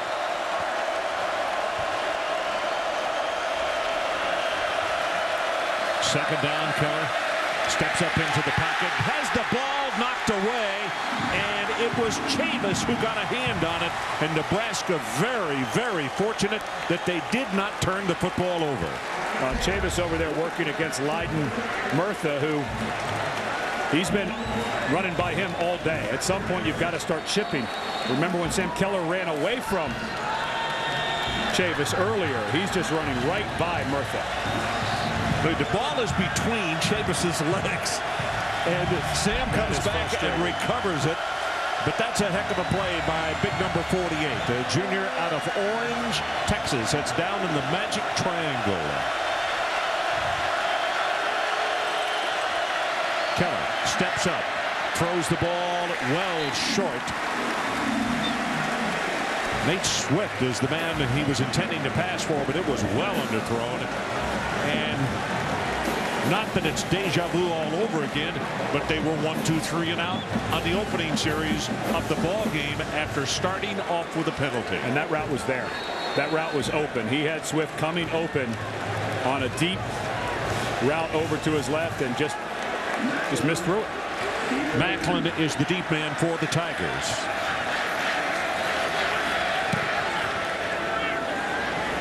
Hanging spiral, and he runs away from it. And it's going to be touched dead at the 37-yard line. Here, a look at the first half stats, as I alluded to. 49 times they snapped the ball in the first half. And now they're saying officially that doesn't go along with the official stats we have on our monitor. Anyway, we'll acquiesce. We'll say, okay, 298 rather than 299. And Chase Daniel, 222 yards passing, and the leading rusher with 54 yards as well. That's amazing. That was that long scramble and stagger. He was staggering. A lot of people in these parts want Chase Daniel's name to start being a part of the Heisman conversation. Well, this is a pretty good stage to start that conversation. Yeah, I think you're right. Quick look in, going to have the first down. Good for 12 yards on the play. Just raising up, throwing to William Franklin. And William is proving why he is such a difficult man to stay with. Has great speed. Had a touchdown on the very first play of the game last week. And it's a thing. The pros love him. They cannot wait for him to come out, and he will after this year because he's a senior. Daniel, safety valve, and that's Saunders, number 84, and Tommy, a junior out of Kearney, Missouri, is going to be stopped after a short gain. Jack Arute.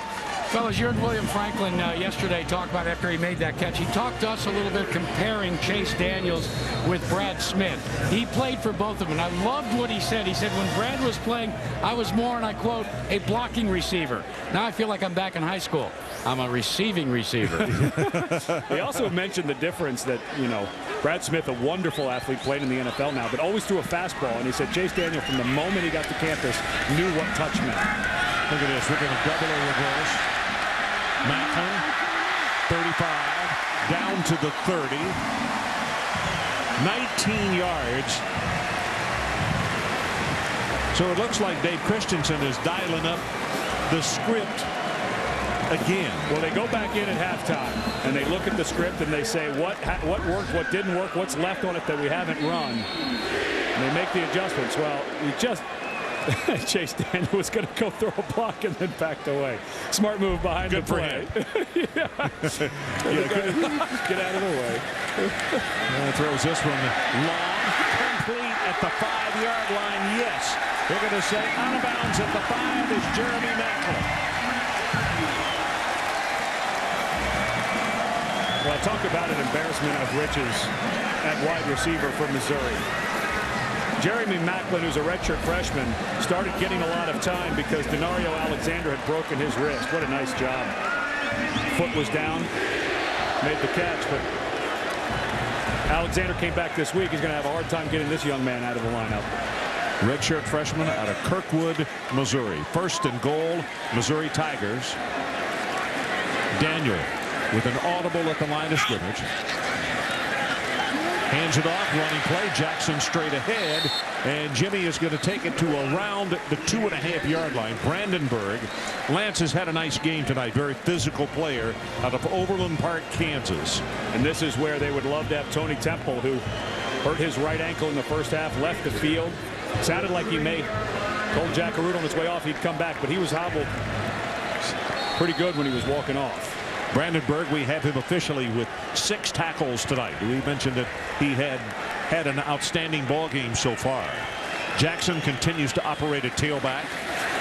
They fake it to Jackson. Daniel, touchdown, his second running touchdown, and credit Martin Rucker, the tight end, number 82, with a really good block. On the replay, you'll see number 82 getting the job done.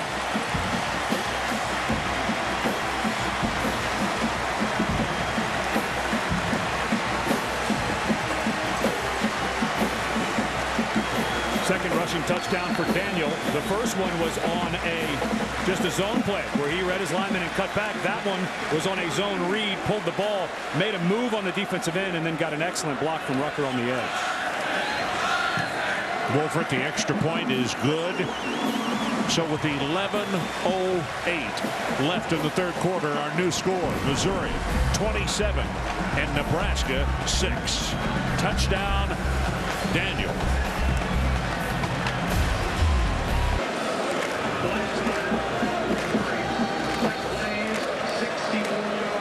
Ron Franklin, Ed Cunningham, and Jack Arute coming to you from a jammed house here at Faurot Field in Columbia, Missouri. It is called Gold Rush tonight. You see the thousands of gold T-shirts that were passed out for this one tonight, and it truly is a rush of gold, both in the stadium and also on the field, as it has been a gold rush offensively for the Tigers.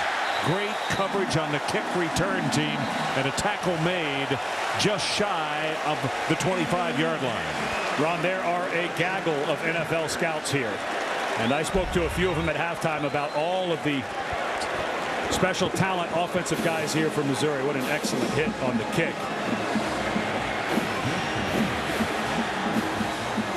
Never even saw him coming. And it's been a really physical game from the start. Got a little chippy there for a little while, but it settled into a nice physical ball game. Officials did a nice job of making sure they let the players know that they were in charge and they were not going to allow them. Sam Keller tries to run. It will not be a sack, but he will be stopped after a 1-yard gain by Schulite. I was just talking about all the NFL scouts, and they're just drooling over all of the offensive talent that Missouri has. And one of the guys they're looking at very closely is Martin Rucker. And it's plays like this that are very important for his draft stock. Look how he chases Brandenburg, the linebacker who's out covering him. Daniel sees him and cuts off of that. Those are the little things that scouts are going to look at. It's not just catching the ball. It's what do you do when the ball's not in your hands. Keller under pressure, throws this one sidearm, gets it out to Lucky. And Lucky breaks the tackle, 35-40.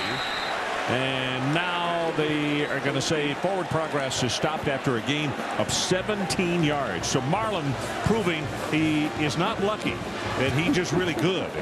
Because that run right there, he just stepped out of the tackle. Well, they had to pick up his game. Became the featured I-back this year. And he has boatloads of talent. There's no question that number 5 with the ball in his hand is a threat. They run it back into the boundary with Lucky. And a pretty good open field tackle right there. It'll be a gain of 3. Jack Arute, what do you got for us? Well, Ron, when you look at the scoreboard and you see that score 27-6, you know that Chase Daniels and the offense accounts for the points. But for a defense that came into this game after a bye week ranked 93rd in the country, when you watch the Missouri defense on the sidelines, they're beginning to get some confidence. They're starting to play with a little bit more reckless abandon. They're starting to grow up. Keller hands it off Lucky. No place to go, and there's a flag down. It'll be no play because there was movement along the offensive front. 5 yards. And when you play defense at a place like Missouri or a place like Texas Tech or a place like Hawaii, it is so difficult when your offense, remember that 4-minute drive earlier in their game was their longest touchdown drive of the year for Missouri. And it's unbelievable how many times you're back on the field. It's tough to play defense. I think it was 4:25, and guess what? The drive that they just scored on was just over 4 minutes. So, you know, they're taking forever. Yeah. Nebraska season high 9 penalties. You know, there are a lot of things that the coaching staff wants you to have a season high in, but not in penalties, obviously. Lucky, good stiff arm, but he's going to run out of territory and is shoved out of bounds by Charles Gaines. Well, he stiff-armed Lorenzo Williams And they list Lorenzo at 6'1", but he's a short-arm guy, and Lucky got away from him there. Lorenzo, one of the captains on this football team, came in as a defensive end, and he moved him to linebacker. And at 6'1", 295, he's now a nose tackle. Third down. Here comes pressure from the backside. Ball is thrown complete to Swift, and Swift will have the first down. He did step out of bounds at the 42, but it's a gain of 13. That time Missouri came out in man press coverage. That was an excellent job by Swift. He was going one-on-one on Ricks. He got right to the sticks. A little physical, got his hands, and he didn't push off, but he was just very physical in his route, and Keller threw that ball on time. That is what Keller has been struggling with, is throwing on time. Chavis again was applying some really heavy pressure. Number 48.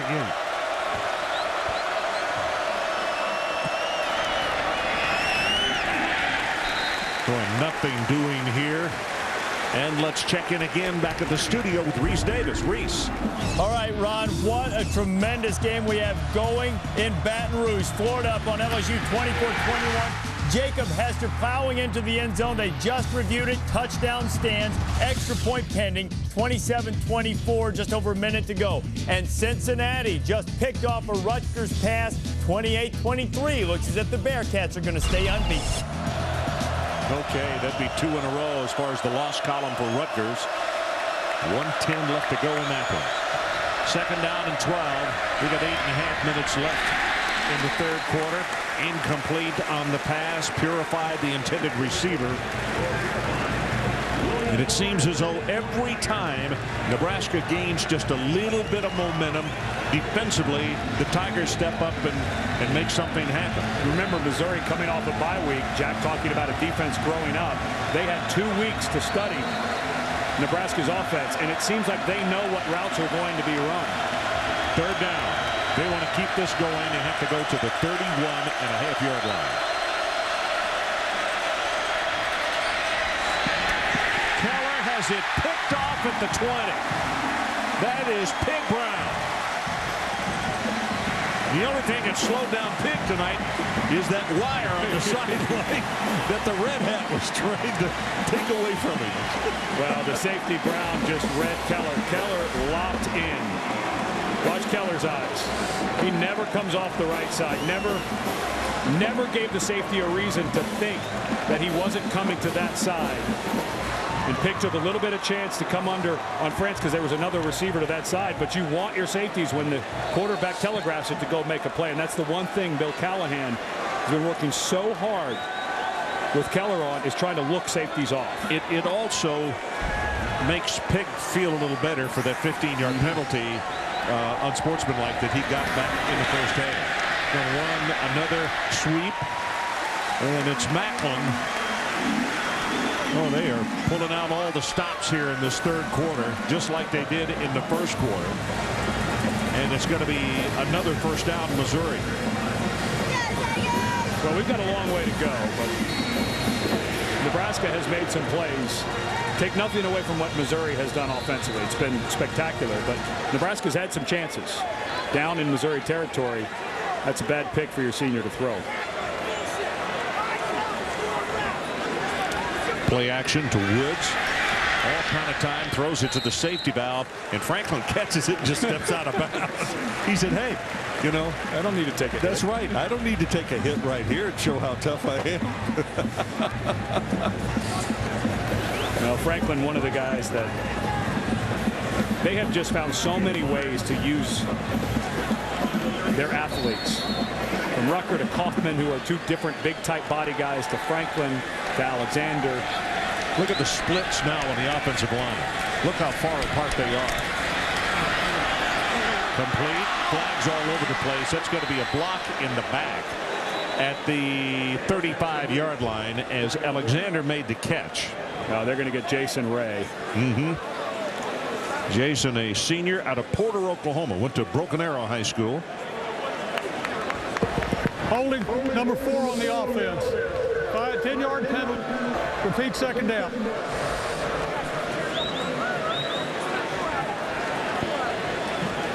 You feel like Nebraska needs to make some type of play.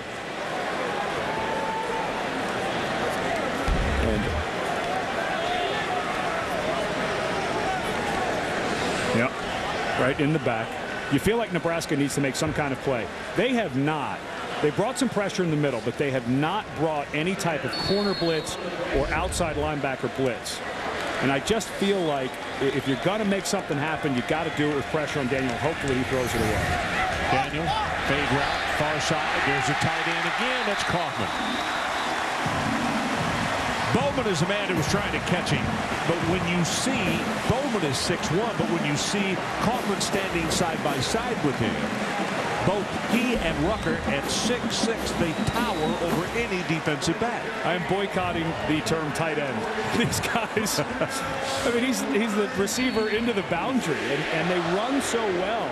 It's not just that they're big body guys. When they get going in their long strides, they can run with these cornerbacks. Macklin about to receive the snap from center. The quarterback has split out wide to the right.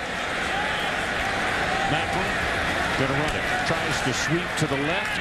And as far as that sheet of paper that has 58 scripted plays, there's another one to scratch off. I think that's only 2 scratch-offs so far. Yeah. That's not bad out of 58 plays. Well, after a tough week that reshuffled the standings, the chase for the NASCAR Nextel Cup moves to Talladega. Who could avoid the big one and escape Talladega in position to make a run at the title? The NASCAR Nextel Cup Series continues on ABC tomorrow. Coverage begins 1 Eastern on NASCAR Countdown. Some of you may think Will Ferrell won the poll, but it was actually Michael Waltrip. Got a man open over the middle, throws it and got it. That is Alexander. 10-5, touchdown Missouri. 48 yards on the pass play. Doesn't he have a broken left wrist with a cast on it? That's a pretty nice catch for a guy with a cast on his arm.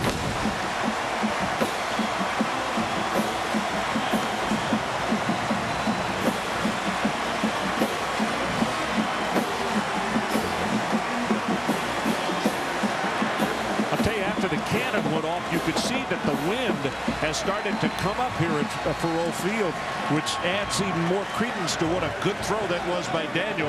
He led him perfectly. Wolford to attempt the extra point. He's got it.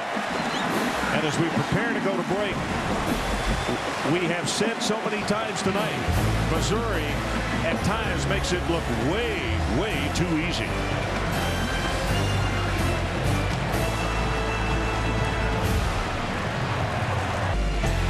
And you're not being surprised. That is Whiteman Air Force Base, and that is the B-2 Stealth Bomber. That's the 509th is out there. There are 21 of these bombers there. All in the world are right there, and it is not detectable by radar. Boy, you look at that thing, and it's spooky looking. The 509th. And supposedly the only time that you can pick them up on radar is when they open the bomb doors. And then it comes across as like, what they say, like a popcorn machine. Like a mosquito. Yeah. If I wanted to pick one of those up, what would that set me back? About $1.2 billion. What if I got the stripped down version? That's $1 billion. Andre Jones, nice return as he'll bring it out close to the 30. Here's another look at the B-2. Whiteman Air Force Base, 90 miles west of Columbia. The commanding officer, Colonel Garrett Harensack. Wingspan 172 feet. Hey, just Ron? Immediately makes me think of Batman. Hey, Ron? Yes. If it's stealth, how come I can see it? Jack, we'll fix that for you real quickly. Okay. Hey, Jack, can you put your stealth jacket and shirt on for us for the rest of the broadcast? Lucky breaks it open, breaks it almost into the clear for a huge gainer. He'll take it to the 45. Darnell Terrell is there to make the tackle. It's the first time in this half that we've seen running lanes. Guys in the black shirts have been doing a really nice job on this very physical offensive line. Nebraska is very good up front. They're very good zone blockers. You see there, that's a hat on a hat on a hat across, and Marlon Lucky gets inside, but that's really the first true running lane we've seen in the second half. Hands it off to Lucky again and goes straight ahead at left tackle. Now it's time for our Aflac trivia question. This week's question: last week, Colorado defeated Oklahoma 27-24. Who was the last Big 12 North team to defeat the Sooners in the regular season? Wow. Well, it's been so dominant with the South over the North, and I think that's starting to change a little bit with what we saw last week. That's a tough one. I'm going to have to think about that. Wish I had Google up here. I was able to look for it. That's exactly what Jack's doing down on the sideline right now. Does he have his BlackBerry out? Yes. Yeah, he has it. He's made it stealth so you can't see it. Alexander is there to make the tackle on that play. It's going to be a 3rd down for Nebraska. Well, they're in their base offense, and at 34-6. I would think they'd be a little more up-tempo, but deciding to stick with what they're doing, running a lot of clock here.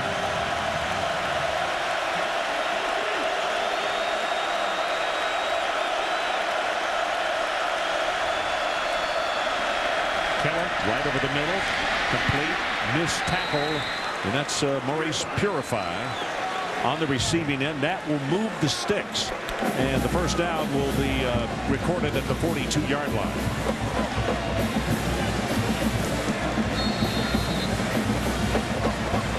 He's a rhythm thrower. So on 1st and 10, I would expect that they'll throw it again. Let him stay in some type of rhythm. Cody Glenn, number 34, comes into the lineup. Also, Thomas Lawson, the fullback, into the game. And this running play will go for maybe a yard, and that's about it.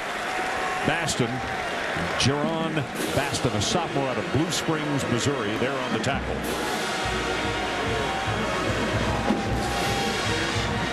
Well, I mentioned earlier how good Nebraska has been in their 2-minute offense this year. A little surprised that we're not seeing something. A lot of guys running in and out. They're using a lot of the play clock down to 14, 13 seconds now between each play.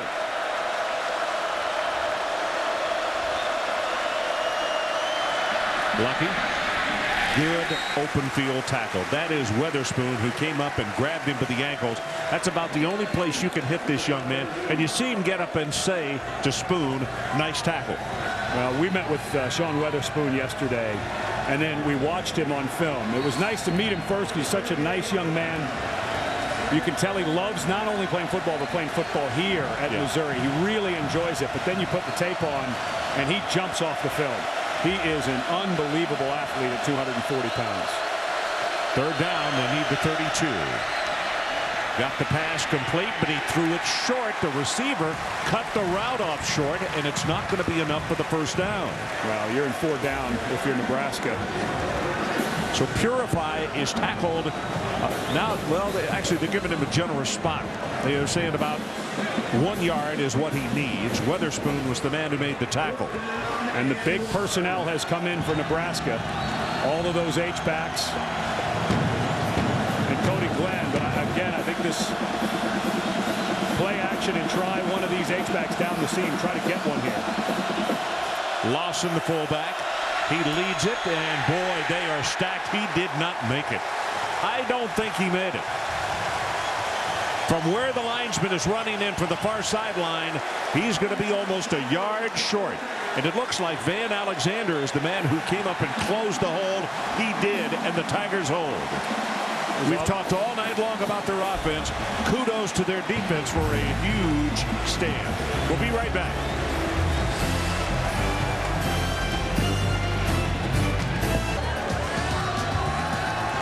So we are back. Thanks, Reese. 2:42 left in the 3rd quarter.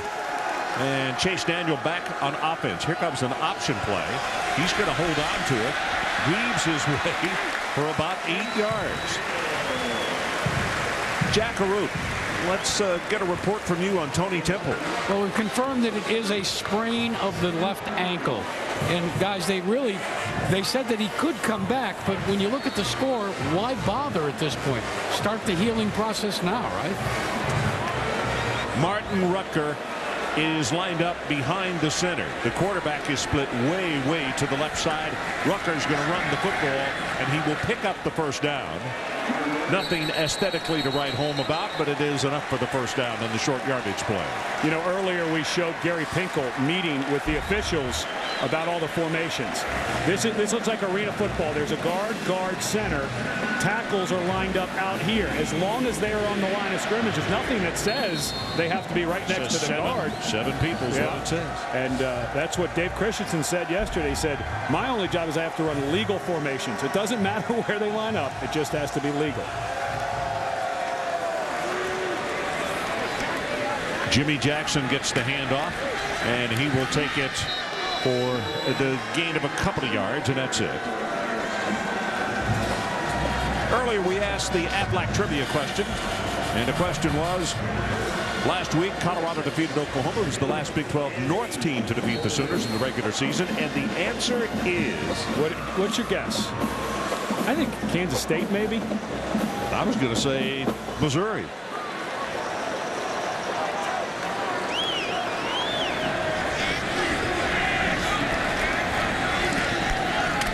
Steps up, throws it complete. That's going to be another Missouri first down. This time, William Franklin. Not going to ask Jack because I know he's cheated and looked it up on the sideline. I got nothing. Okay, Jack, I'm sorry. I apologize. You would not have cheated. Here's the answer. Nebraska, 2001, defeated Oklahoma 20-10. The year they went on to play in the national championship game. Should have known that.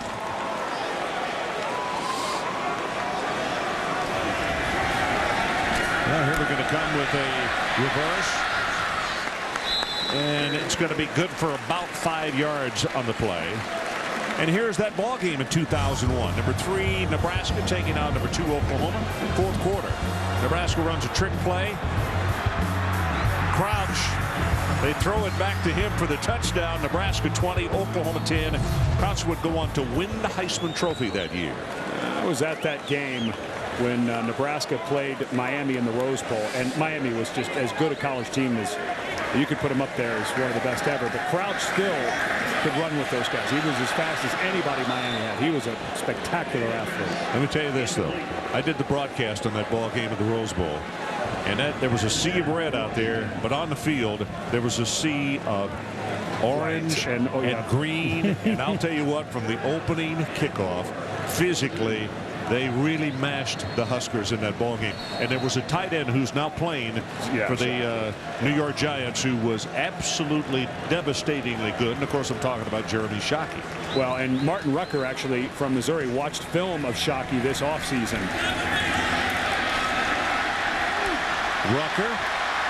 Rucker's still going. He'll take it to the 21-yard line. A Shockey-esque kind of run. You know, I was interested when he talked about the people that he picked out to look at on the video. And, boy, you couldn't look at a better one as far as a guy who is versatile and does so many different things. And Shockey has always been one of those guys who runs so hard after the catch, and that's exactly what Rucker picked up. He's been doing that all season long. Well, they're standing and putting 4 fingers in the air because the third period is over. And the Tiger fans who have been disappointed so many times at big ball games here in Columbia, right now they are very satisfied. We'll be right back.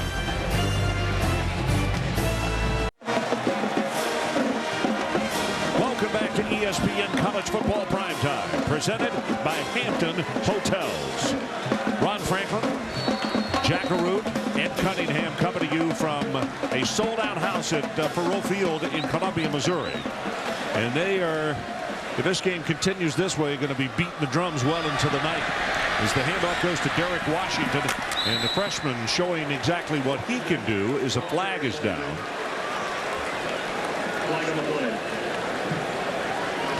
Average yards per play in the third quarter. Nebraska 3.7, Missouri 10.5. That's pretty good.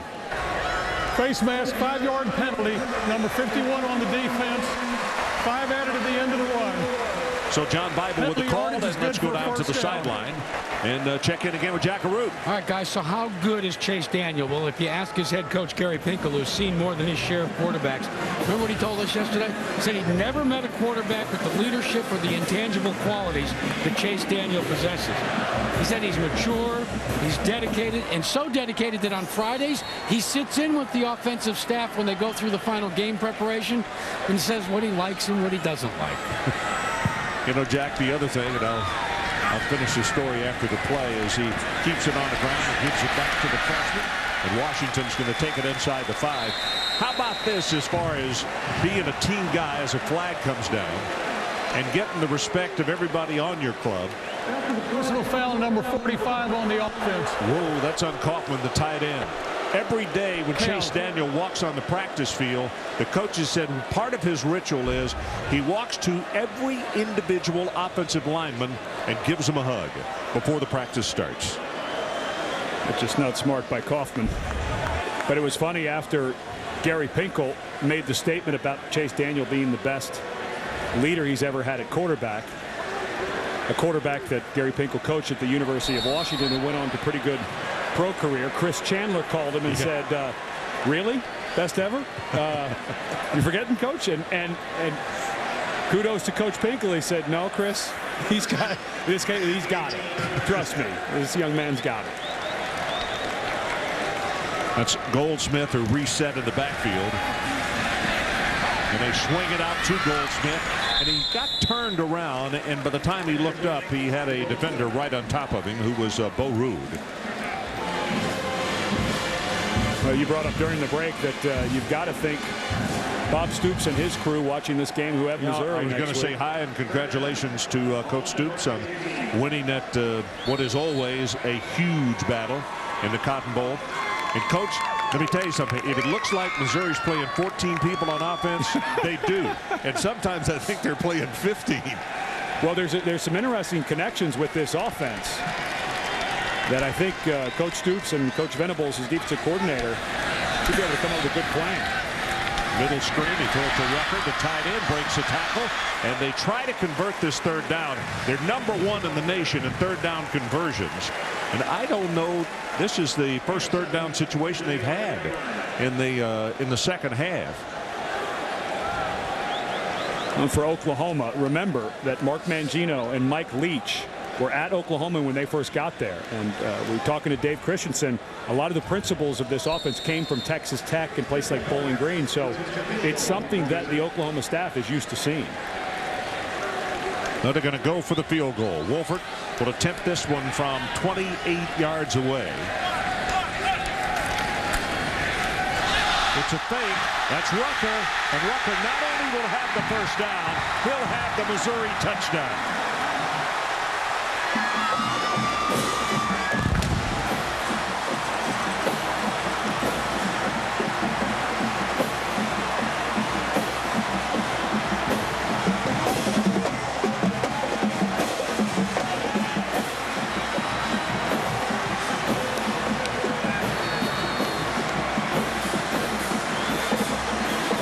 Saunders with a good block on the play. So Wolford will attempt the extra point to try to make it a 41-6 ball game at the 12:52 mark. He did. So we'll take a timeout. The Tiger offense continues to roll. That is now 528 yards on 72 offensive plays.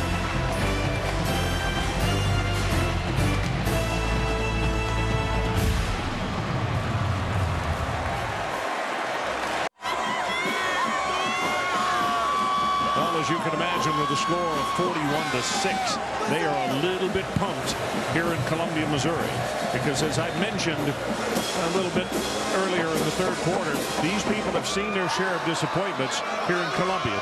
What has been called the big game, and the Tigers would stumble. Another big game, and they would stumble. Well, tonight there has been no stumble on their part. You know what? Daniel stumbled a little bit on that 3rd and 10 run. Well, that was the stagger, I said. It was a run and then a stagger.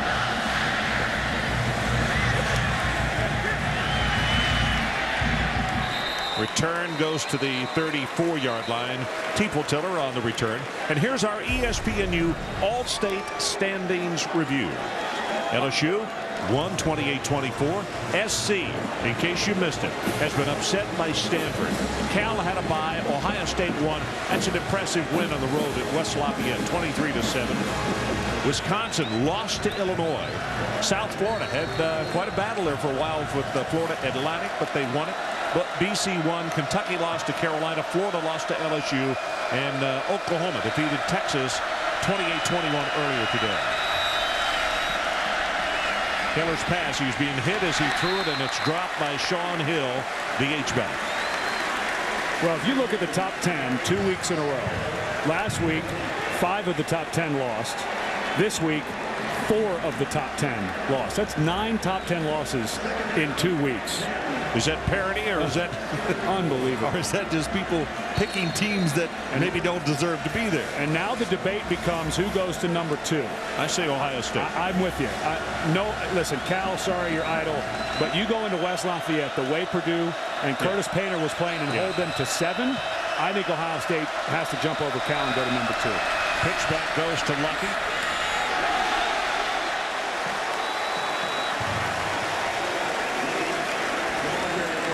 Hey, guys, what about the beast of the East, South Florida? Well, where do they end up? I mean, it's attrition now, Jack, and we've seen this happen time and time again in college football. When teams start moving up early enough in the season before it really susses itself out, teams like that can jump up. Listen, they didn't exactly blow out Florida Atlantic today, so that may help them, but I think attrition that, yes, South Florida goes to 5 or 4.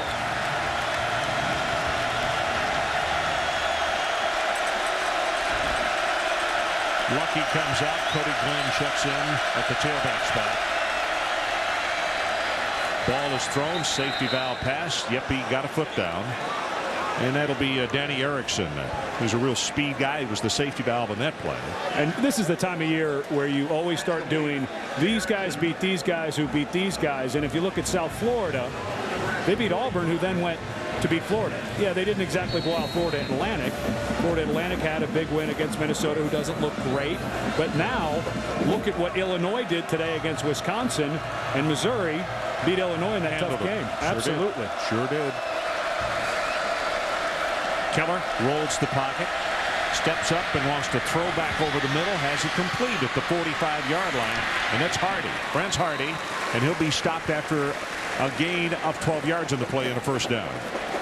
And Jack, can you add to this discussion? Well, sir? yeah, I had a long conversation with Bill Callahan before the game, and that's exactly what we were talking about, is the big upsets last week. And he agreed, and we both agreed, the consensus of opinion, 85 scholarships and the plethora of coverage that exists for college football these days.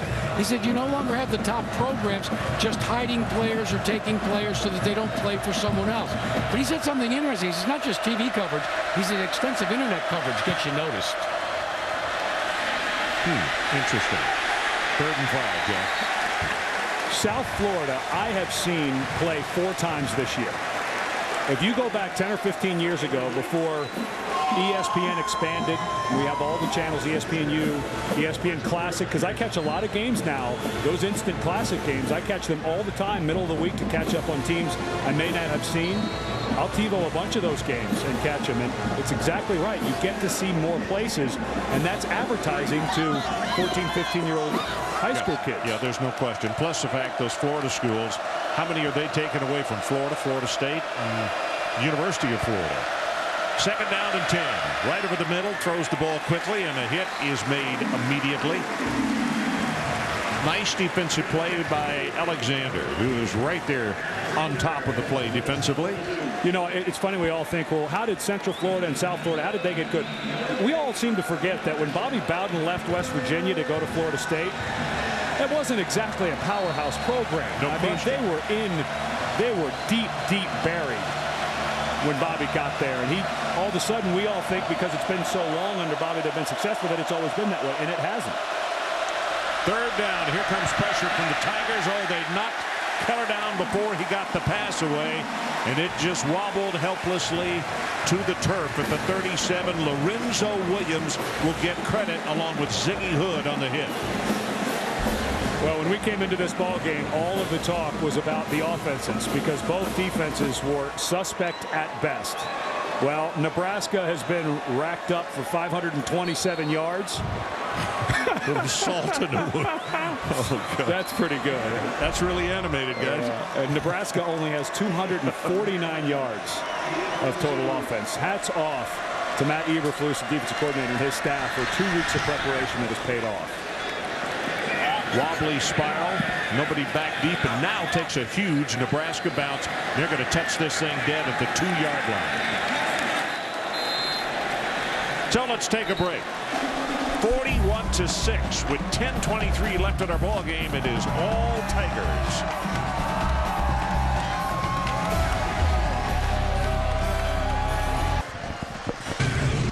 Well, now here is tonight's Good Hands Flashback presented by Allstate. Let's go back to 1990.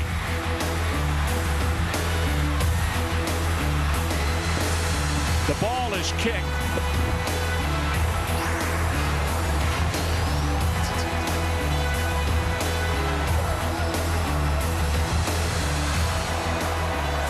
Matt Davies catches the ball after it was kicked.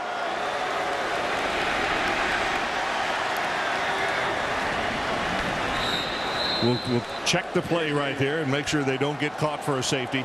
But the gentleman who made that miraculous catch after it was kicked and sent the game into overtime is this gentleman right here. You're still talking about it. It's still a famous. It's a big time in your life. Yeah, it was. It was a great play, and it was just one play in midst of a long season, and it was a national championship season, which is what I think made that play grow and become whatever it is today. It grew into that because we went on and went undefeated and sent Tom Osborne out a champion. So the biggest question I've always wondered, did you catch it? If there was instant replay like we have today, would it have been ruled complete or incomplete? I don't know. I think it would have been ruled complete because it was called a completion on the field. They wouldn't have so it would have been hard to, I think, overturn it.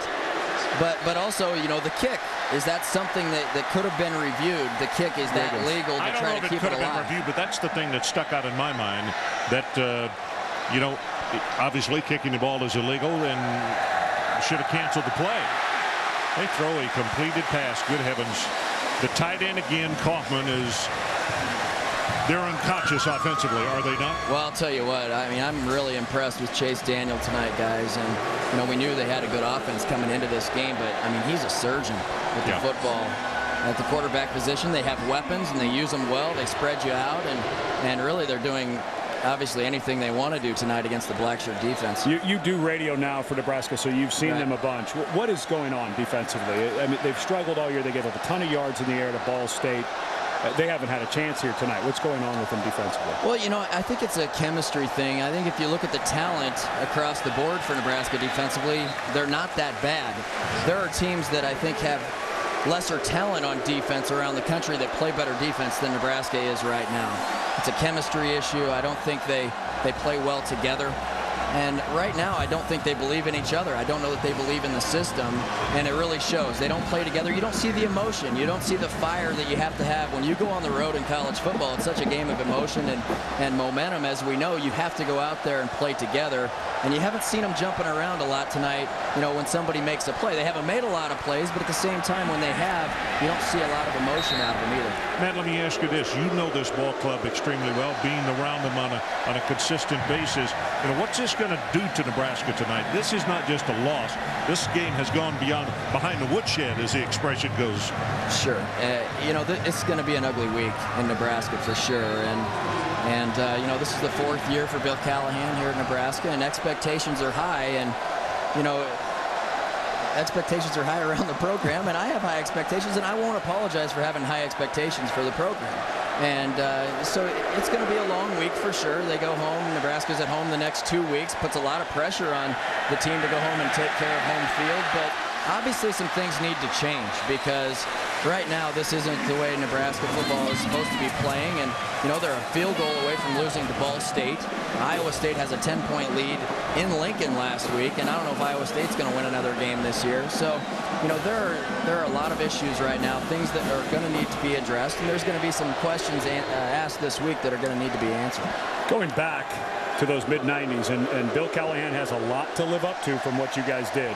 94-95 championships. Sure. You guys win it, share it with Michigan in 97. 10 years removed from the catch, because without that, you guys don't win the national championship that year. Right. Michigan went undefeated, won the Rose Bowl. You guys go and play in the Orange Bowl. Do you realize how big that was now when you look back on it? Because I'm sure it was just keep playing. We've got another game next week. But has it settled in what that play meant to your team? Yeah, I think by now it has. I just can't believe, 10 years later, how much it's still shown on TV and how much I'm asked about it. And Nebraska fans are nuts, obviously, and they're passionate about their football team. And I live in Nebraska still, and I don't go more than a couple of days ever without talking about that play. I bet that's true. And so that's still surprising to me. And here we are 10 years later, and the program, I just can't believe how much has changed in a decade and where we are today. Yeah, that's what I was going to ask you. How many catches did you have your best year at Nebraska? I think around 35. How many would you have in this offense? That's a great question. I've been asked that a few times too. What's your answer? I'd like to play just one game in this offense. That'd be fun. Missouri would be fun to play for too as a wide receiver. So it would have been fun to play in a more of a passing attack. But at the same time, when we did throw it, we were pretty effective because play action was really effective with the rushing attack that we had. Matt, you bring up an interesting point for young people sitting at home tonight. Between the two teams, the Missouri offense, there are a lot of 16 and 17-year-olds sitting there saying, wow, that might be kind of fun to participate and be a part of, Oh, absolutely. And as devastating as this may be for Nebraska tonight, this is a national game for Missouri. They're undefeated. They're going to Oklahoma next week. I mean, what a jump start for their program. A guy like Chase Daniel, they have skilled position guys making plays all over the place. This is big for their program, for recruiting, for everything. They see an opportunity now, a vulnerable Big 12 North division that they think they can go get this year and get a lot of momentum for years to come here in Missouri. Well, in the Big 12 North now competitive with the South. I mean, that you have to take a timeout. I'm sorry. Don't mean to interrupt you guys. Thank you for coming by. Hey, you got to pay for your salary here thanks, at Jack's. Pat. So we'll take a timeout. 41-6 our score remains. All Tigers.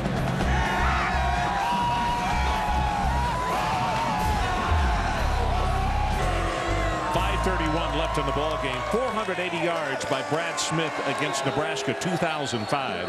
And tonight, Chase Daniel, 473 yards total offense in the ball game. So he is looking for more of a record as that pass is dropped. But my question right now might start to be, why Patton? Yeah, no, I was going to say the other Chase. Why he is not coming into the ball game, because with this kind of lead in this kind of situation, you certainly don't want to get him banged. No, and we started the discussion with Matt Davison about the Big 12 North coming into this season. All of the media that cover the Big 12 had Missouri, Nebraska #1, #2. Well, that's changed tonight drastically. Of course, we now know that Kansas may be for real in the North. Colorado with a huge win over Oklahoma may be for real. So this is going to be a heck of a battle in the Big 12 North. Well, that punt hit and just came back right into the arms of Missouri. And as the expression goes, after a 48-yard punt, sometimes the magic works, sometimes it doesn't. Tonight, it's working for the Tigers.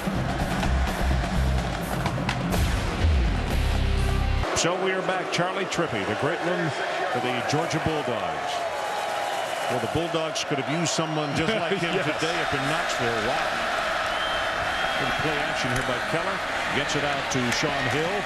And Hill will be close to the first down. In fact, he will pick it up. And let's take a look at the list of the greatest 25 so far.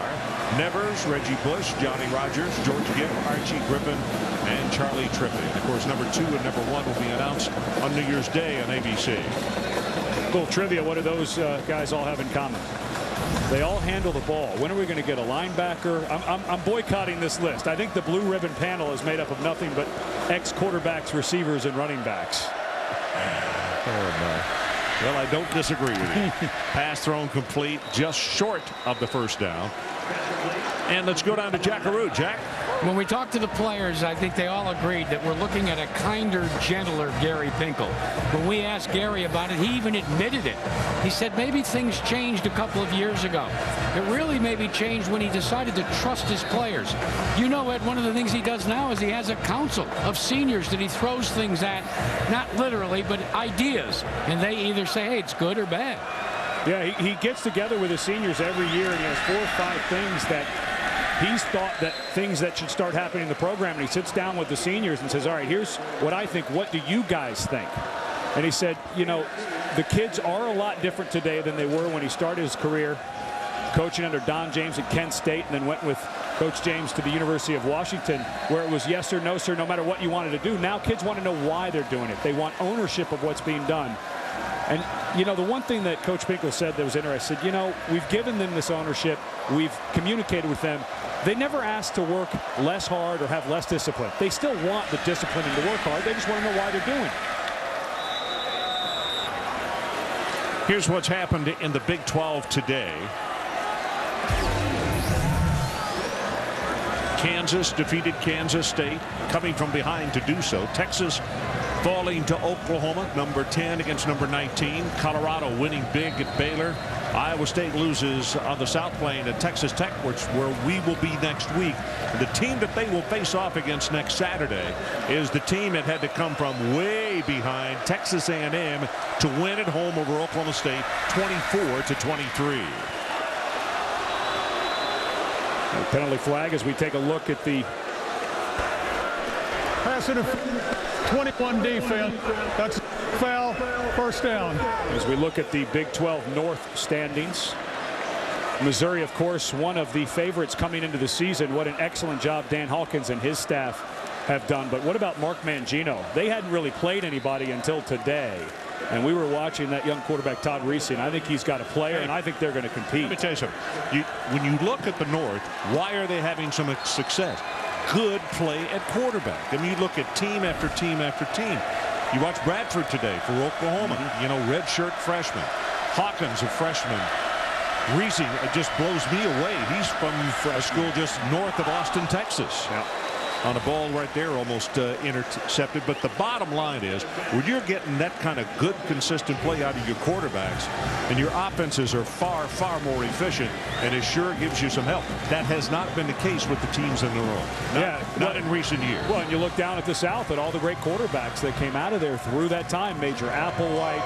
I mean, there were so many. Vince Young, he kind of jumps to the top of the list, and that's exactly why the South was dominant. There's no secret. Gary Pinkel said that right now because Chase Daniels, a junior, they're out looking hard trying to get some kids, some top-level quarterbacks to come in.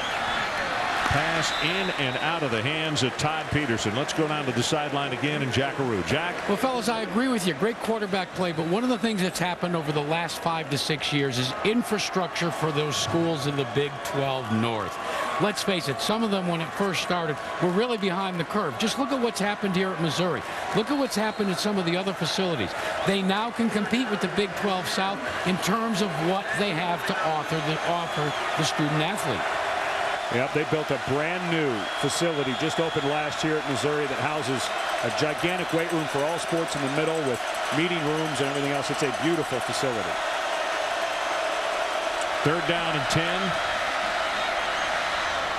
Just going to throw this one out to Cody Glenn, and Cody is going to take it inside the 45 to around the 43. Bridger is there to make the tackle for Missouri. Yeah, next week on the South Plains in Lubbock,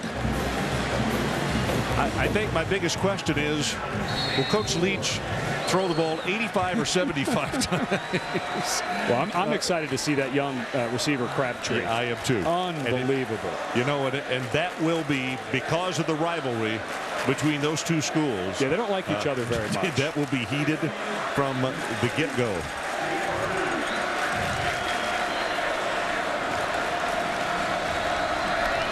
Titchener gets the punt away.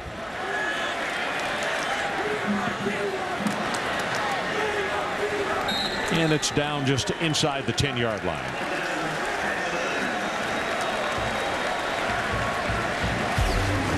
Well, Missouri football, here are the last time situations. Home sellout, 2003.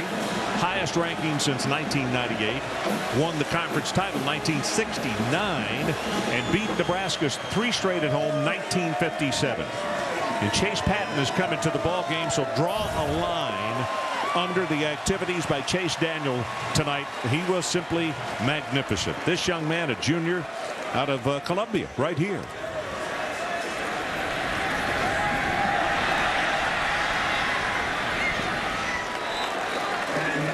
Well, the last time Missouri won a conference title was 1969. Let's take a look at the timeline. Richard Nixon is sworn in as president. On July the 16th, Apollo 11, the first manned mission to land on the moon in Woodstock. Jack will tell us more about that. And in October of 69, the Miracle Mets defeated the Orioles to win their first World Series. And I'm sure you remember where you were for every one of those events. I was in my mom most of that time. I was born in August of 69, so I'm sure she was telling me about it. Well, this pass is just thrown away. That'll stop the clock with 2:10 remaining. I want to know who Jack's favorite act was at Woodstock. He shared with us. Country Joe and the Fish was the only one that I remembered. I don't even know who Country Joe and the Fish are. Were they on some side remember, stage? Don't Take the Brown Acid.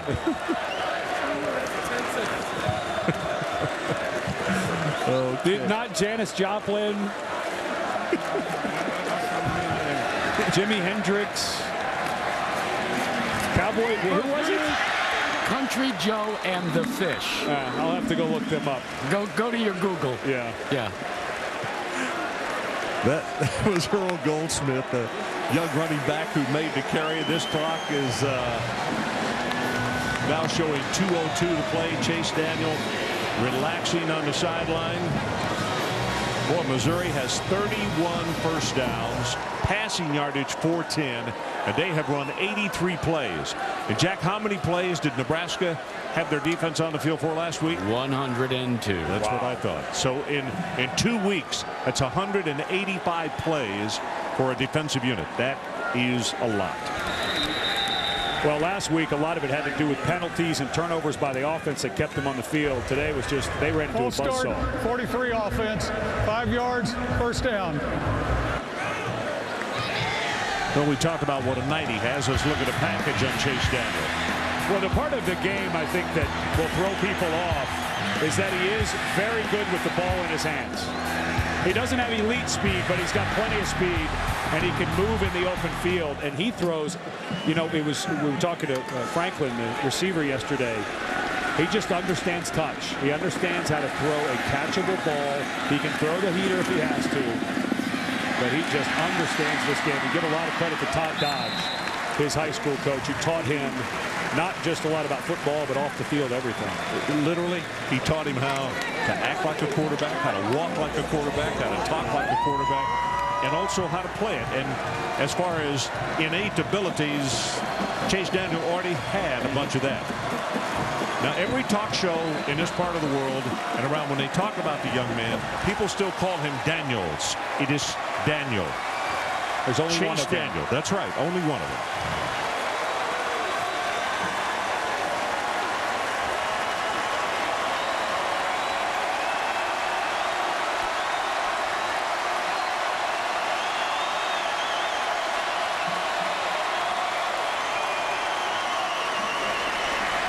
Well, they got the play off. Thus, they still do not have a delay of game penalty this year. And that'll be the final play. And listen to the crowd, the students, and on this side, the alumni standing and applauding and cheering. Not just a victory, a big victory. And it's a big ball game that Missouri didn't flop in. They stood up for exactly what their billing gave them coming in. And last year they started 5-0. This year 5-0. Last year they stumbled home at 8-5. I don't get a feeling that's going to happen to Missouri this year. I totally agree with you.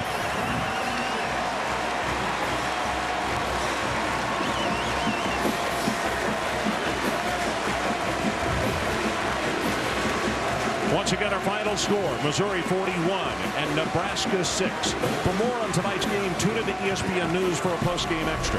For Ed Cunningham and Jack Arup, I'm Ron Franklin saying so long, everybody, from Columbia, Missouri. This has been a presentation of ESPN, the worldwide leader in sports. Now let's join John Buccigross and Neil Everett for SportsCenter. And John, I apologize.